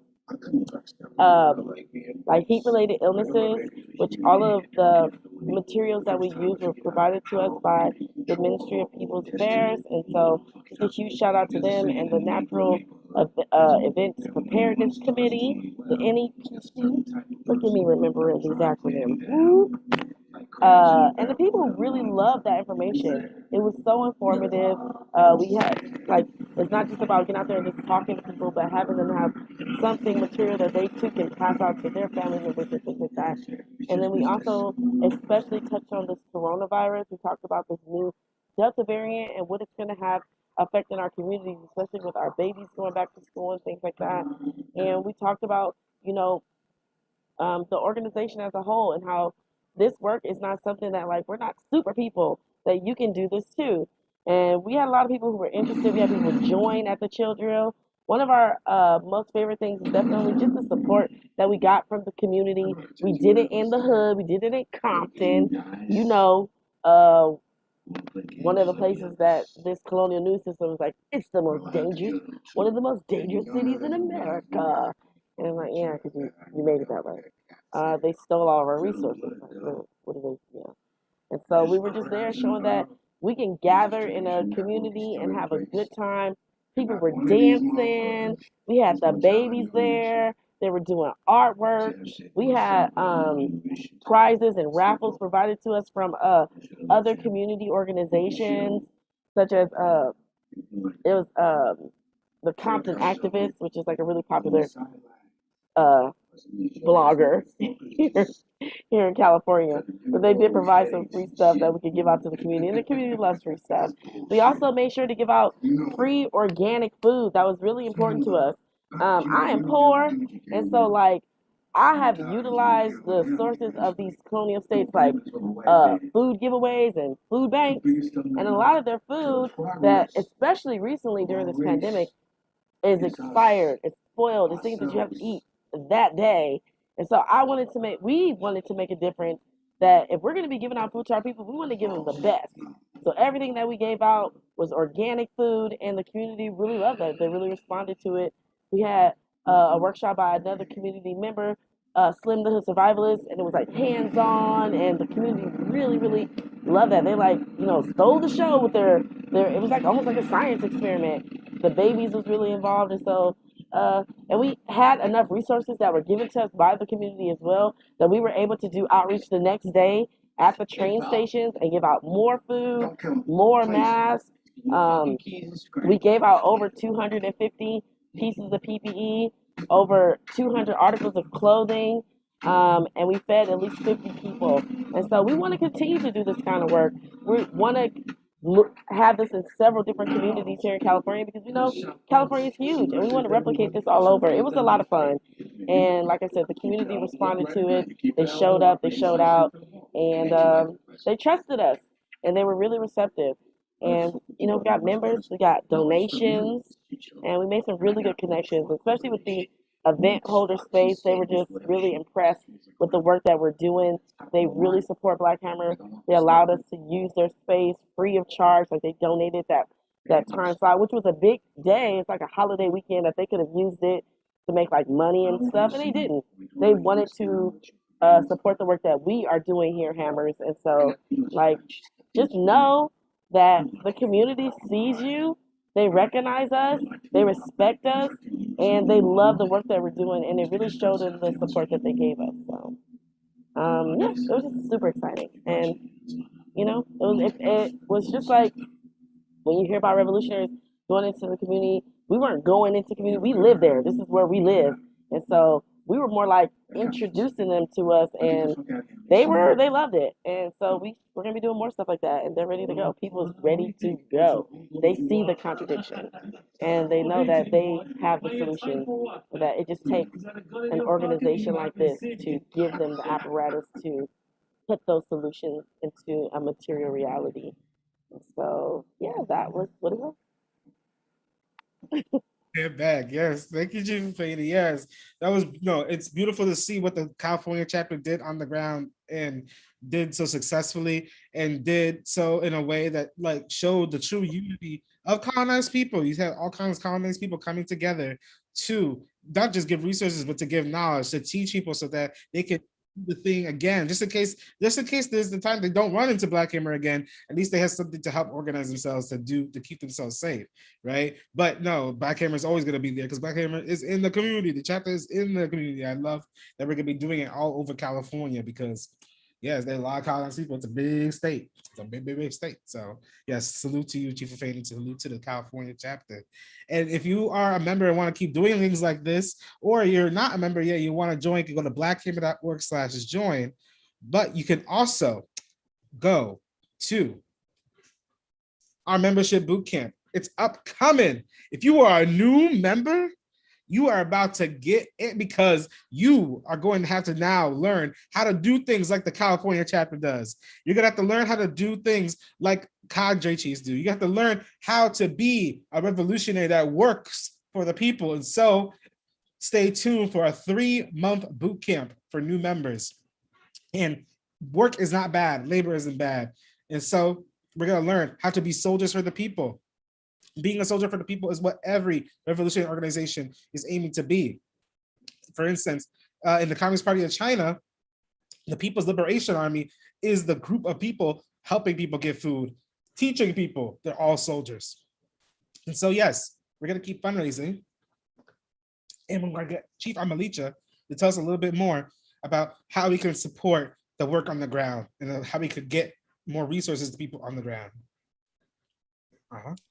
Land back, y'all. So I am back and, making sure that we continue to push these outreaches, making sure that we take them to a bigger and better level every single time, right? Because it starts at the trains, it starts with simply moving around in the festivals and everything, getting to our people at Black Gay Pride, making sure that we are doing these protests every single week, but also ensuring that we get to Hammers Worldwide, that Hammers Worldwide continue to build together. And we know there are some NOLA hammers in the works, all right? So again, our goal for tonight is $2,500, and to donate to Cash App Rebuild NOLA. It's Cash App Rebuild NOLA. And so far, we have hit, all right, a little bit over halfway of our goal, but I know we can continue to rise above and beyond so we meet hammers on the ground. So I see already in them comments, Chief Oju pledging another $50 by Thursday. All right. That $50 right there is going to make sure that we continue to get soap out to our people out on these MARTA trains, right? So at Sam's Club, all right, the way they do this is that they put their soap into boxes of like 20 or something, right? So let's say, $1 per soap bar. So that's $20 for a whole big old pack of 20 soaps to get to our people, all right? So come through and make sure to, who gonna drop that $20 so we can get that soap to our people, right?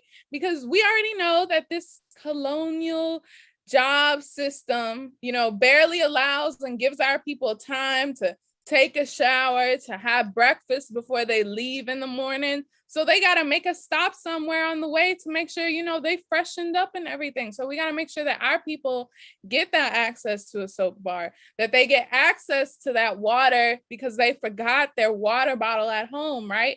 And they're able to reuse that water bottle throughout the day. If their job plantation got some type of water filtration thing set up, the thing where you go to the office and you push down the little lever and you put some water in it, right? Making sure that our people stay hydrated and energized to get through this throughout the day, but also to be one to revolution, because our people, they done with the plantation at this point. They're just waiting for, that person to hand them that care package. They're waiting for that person to help them put that tarp on their roof. And I see that SG Tiger coming through with $5. All right, that $5 going to 5 soap bars for our people. All right, but we got another thing coming up as well. So like I said, we're out here making sure that we're getting tarps to the people. All right, so tarps basically help cover up the areas on top of homes, on top of roofs where the hurricane done knocked it out, all right?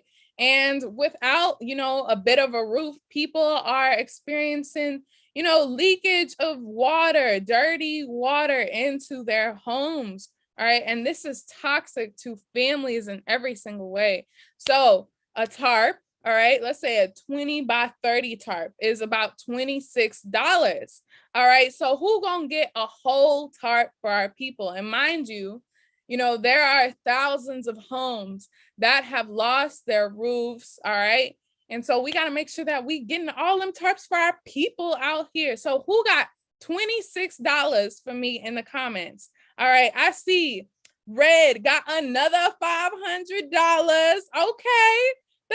That's like almost 25 tarps right there. Okay, I see you want to make sure that 25 houses are covered up But in a little strip, a little block, all right, it's more than 25 houses. So continue to donate that $26 or more to Cash App Rebuild NOLA. All right. So continue to donate to that Cash App. Who coming through? I see Masayan coming in with another $100. All right, that's like 5 types right there. All right, if anything, like 4.5. So if you add on, let's say $10 to that 100, then we got the 5. All right, so come through and make sure that your people are getting that roof over their heads. You know, when that colonial state isn't giving it to them, that our people stay, you know, cool out here from this burning hot sun, because having that ray of sunshine come through your house, honey, that's not it. All right. The sun, she beautiful and all, but we got to make sure that our people are staying protected from those rays of sunlight. So, you know, also that means staying hydrated. And I spoke to one woman out in NOLA, and see, she got that colonized brilliance, honey. All right. And one thing that she did in order for people to stay hydrated out there is freeze water before the storm. All right. And then she had water on hand to drink afterwards, right? Out of these like plastic bags that she filled up. Right. And we want to make sure that we are tapping into that colonized brilliance every single time, that we are learning from our people to survive. But also, we got to make sure that our people are thriving. So to that woman out there that I met the other day, all right, we're going to get you those water bottles again. All right. We're going to make sure that you get this plate of rice and beans and more. OK, so to get our people those actual water bottles, those cases of water bottles, right? I see somebody coming through with that other $10. Thank you, Masayan. All right, $10 for a whole case of water bottles. All right, and you can make sure to continue to drop those donations for those cases of water bottles, masks, tarps, all that in the comments. So remember, our goal tonight is $2,500. And thank you so much to everyone that continues to donate to make sure we get these resources to the people. Laying back, y'all. Land back. Thank you, Chief Amalija, for that fundraising, and thank you for those who gave some funds. I'm doing that boom last. They call me the fundraiser. I raise funds. All right, we're back. So we're going to keep on moving, and we're going to have our own Secretary General Tiger. Secretary General Tiger is going to talk to us more about the Hammer City Constitution and about the Constitution, as well as how we're going to update the manual of the organization. All right. So Secretary General Tiger, let us know a little bit more about how we are improving the apparatuses of the organization. Land back. Land back. SG, yes, tell us, SG, exactly how are we improving this stuff in the organization? Land back, y'all. Can you see me? Because I cannot see y'all. I hate this look. I cannot see y'all. Okay, I can see myself. That's all right. I'm all right. I'm all right. Land back, y'all. So I'm Secretary General Tiger of the Black Hammer organization.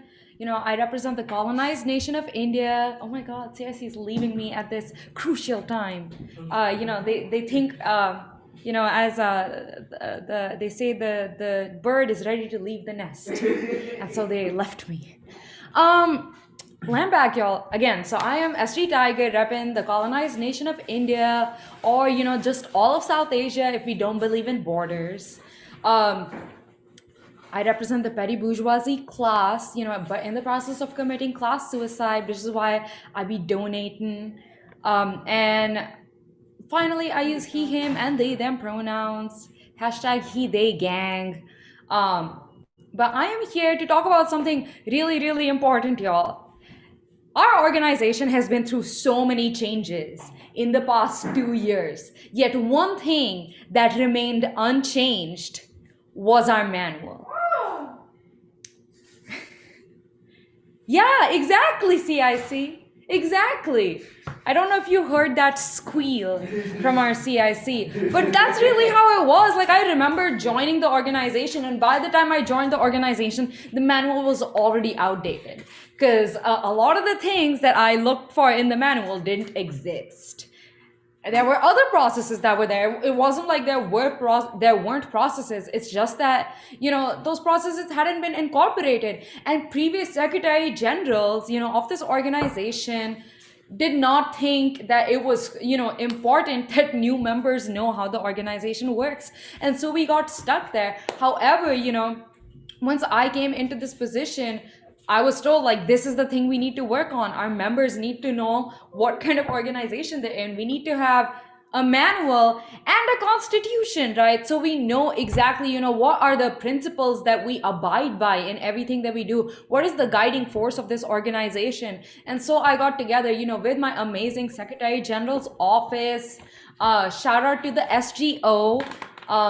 It's not just me, it's other people in there. Shout out to our brilliant brains. And we have been working on this constitution. Now I would show you, but right now it's just a very long document on Google Docs, not the most presentable thing. But it is soon going to be presentable. It's going to be, turned into a beautiful booklet on canva.com. Shout out to Canva. We couldn't do this without you. Chief Oju knows it. Shout out to Canva. And yeah, we'll be turning it into a book that, people can feel, people can purchase, and that like new members can have access to, so that they know exactly what this organization is all about, so that they know, what they're supposed to be doing, like who their leadership is. What does being in a chapter look like? What does being leadership look like? Because for a lot of us, we didn't have, for a lot of the people who have joined the organization recently, we don't have that guiding document. We have to rely, to hear it from our leadership. And, if you're someone like me who likes to learn in a different variety of ways, sometimes that's just not enough. Right. So that is why we have this manual coming out. We have this constitution coming out. Right. And again, it's, to cement ourselves as, the vanguard organization, right? To cement ourselves as the people's revolutionaries, as, this overall like state for the colonized people of the world that is going to lead us to freedom and, continue to build a world where no one lives at the expense of another. That requires processes, right? That requires documents, that requires things to be written down. And that's what the SGO is taking care of right now. I'm super duper excited for this manual, for you all to be able to see, the work that we've done on this manual. And yeah, that's really all about it. I have like a million other things to talk about, Chief Oju. So, if you want me to talk, I can keep talking. If Well, you want me maybe to stop tell us a talking, little bit more about stop. how we're finding plots and search of plots for. Yes. All right. Land back, y'all. So Hammer City worldwide, it is still happening. If you are in any city anywhere in the world, there could be a Hammer City right next to you, as long as you have a chapter. Because, we recognize that we can't expect like the entire world to just come to, one plot in the middle of nowhere in Colorado in order to achieve, freedom, in order to achieve self-determination. Our people should be able to have those things in their homes, in their hometowns, in their cities, and that's what Hammer City aims to do. And also, because of climate change, we no longer have, the luxury of just being all in one place. We need centers of revolution. We need centers of food production, right? We need centers of innovation and colonized science all over the world. And that's what Hammer City is, right? Like, yes, it is a safe haven for all colonized people. Yes, it is, a place with no cops, no rent, no Rona.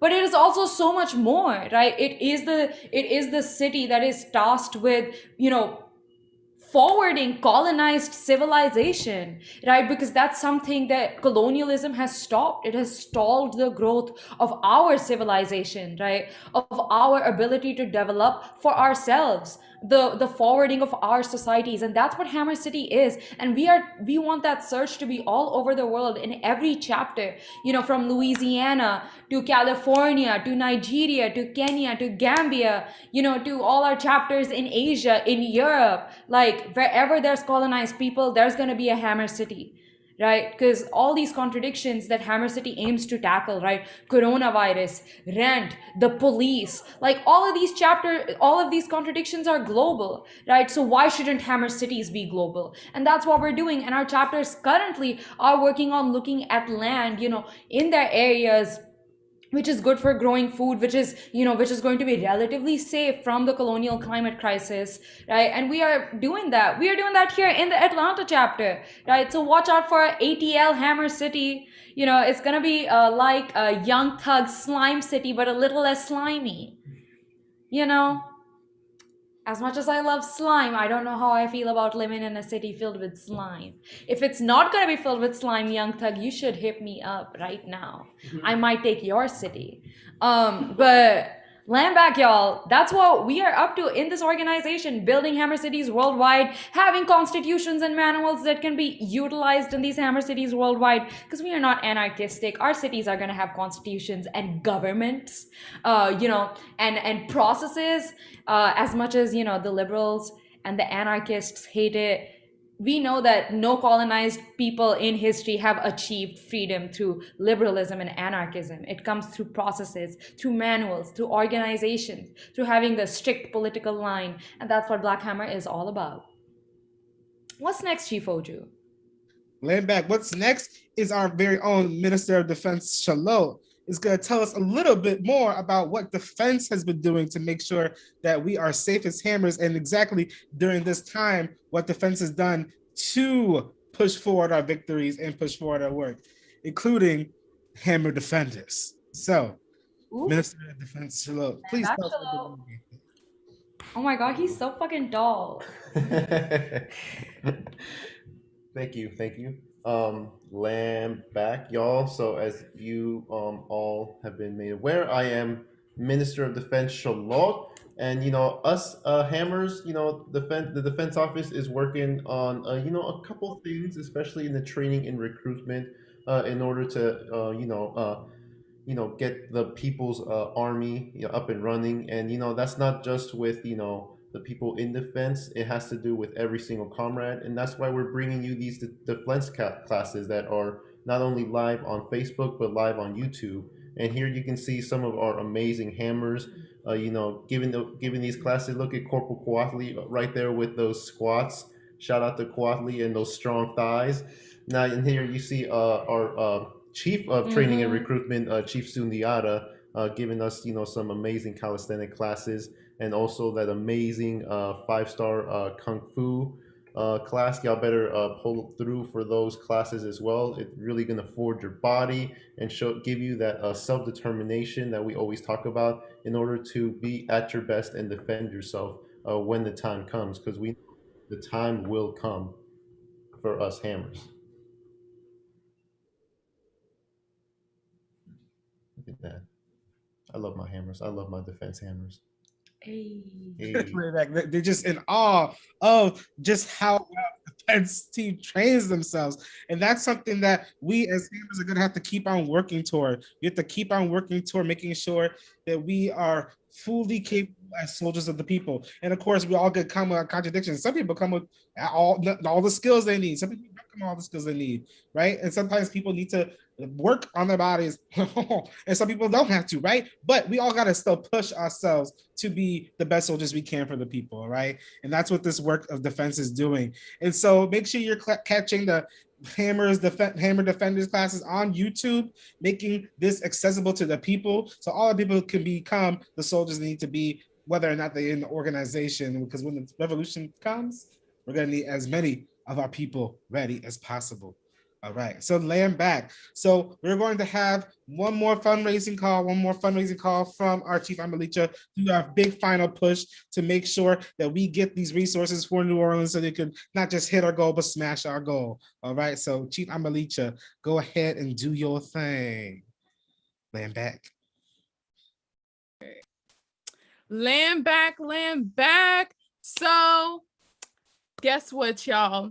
Again, we are out here making sure to support the efforts in NOLA to rebuild. So we are donating to Cash App, Rebuild NOLA. And again, our goal for tonight is $2,500. All right, so come through.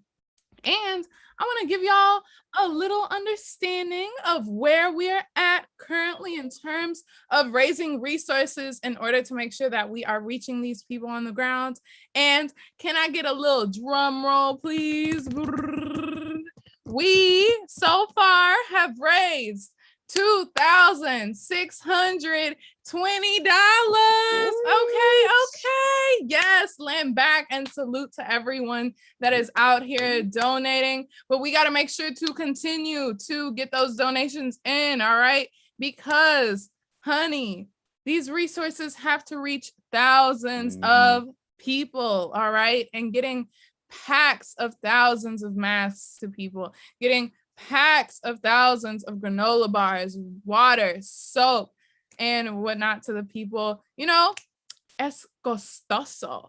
So we got to make sure to continue to raise money for these resources. So I'm going to start out with, you know, let's say a hammer and some nails, a toolkit to get to the people, right? So a toolkit that's got some hammer and some nails, all right, is, let's say, $25. So we can reach the next benchmark, all right, of $3,000 to get these resources to the people. So I see $20 from Lady Love, all right? If you add on another $5, that is a toolkit to get out to the people, right? Making sure that we get those, you know, those nails straight into that tarp, all right, getting that hammer building as we do. And I want to thank you, Lady Love, for those $20 and for being here in this meeting tonight and making sure that we get this out to the people, that we are continuing to build that self-determination, right?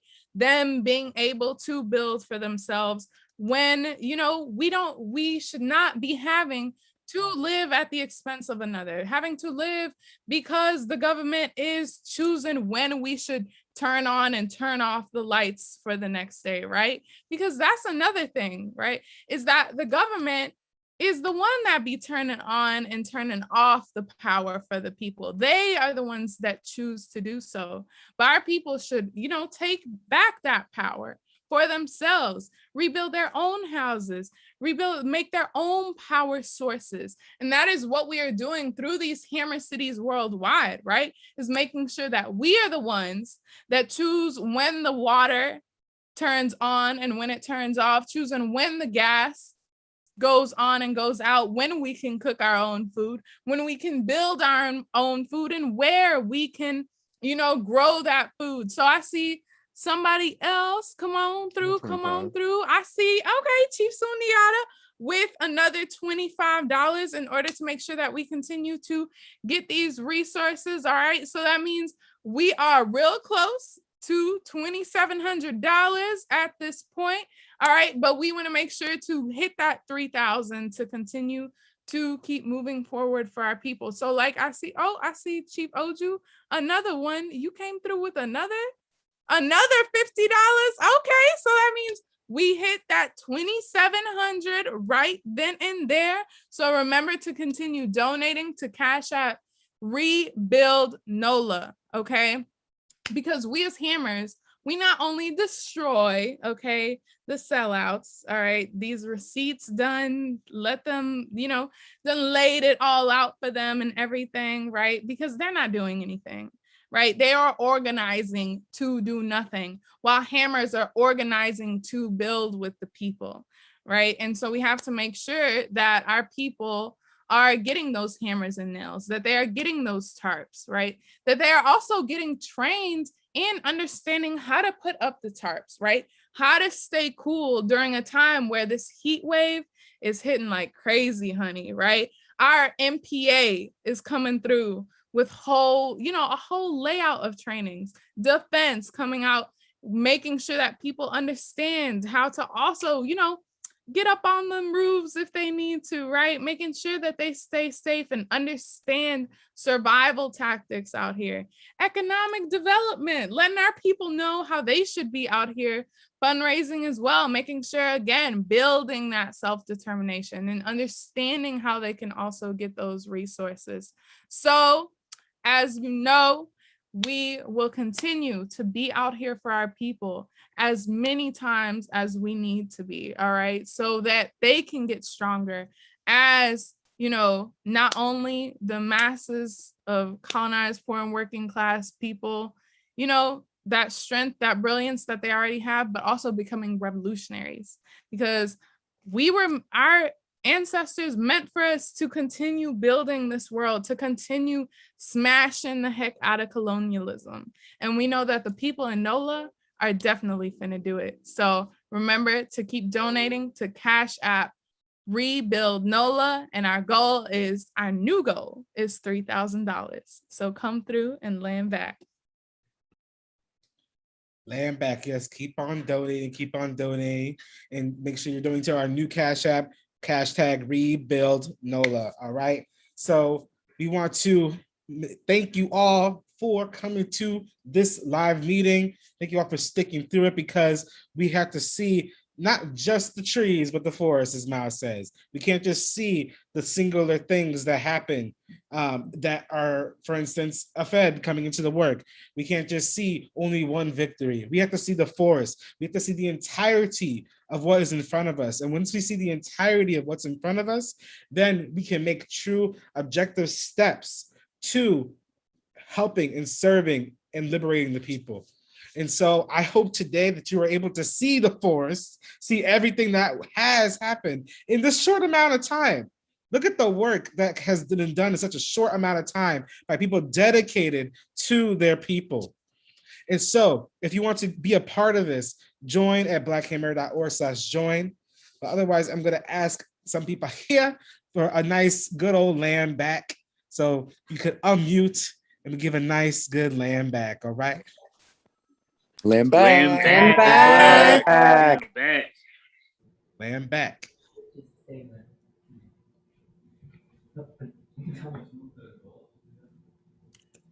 And make sure that you follow us at Black Hammer Times Instagram, and make sure you follow us at Black Hammer Times on Twitter, and we will see you. Land back. He's wrapping up, right? Yeah. So we're done.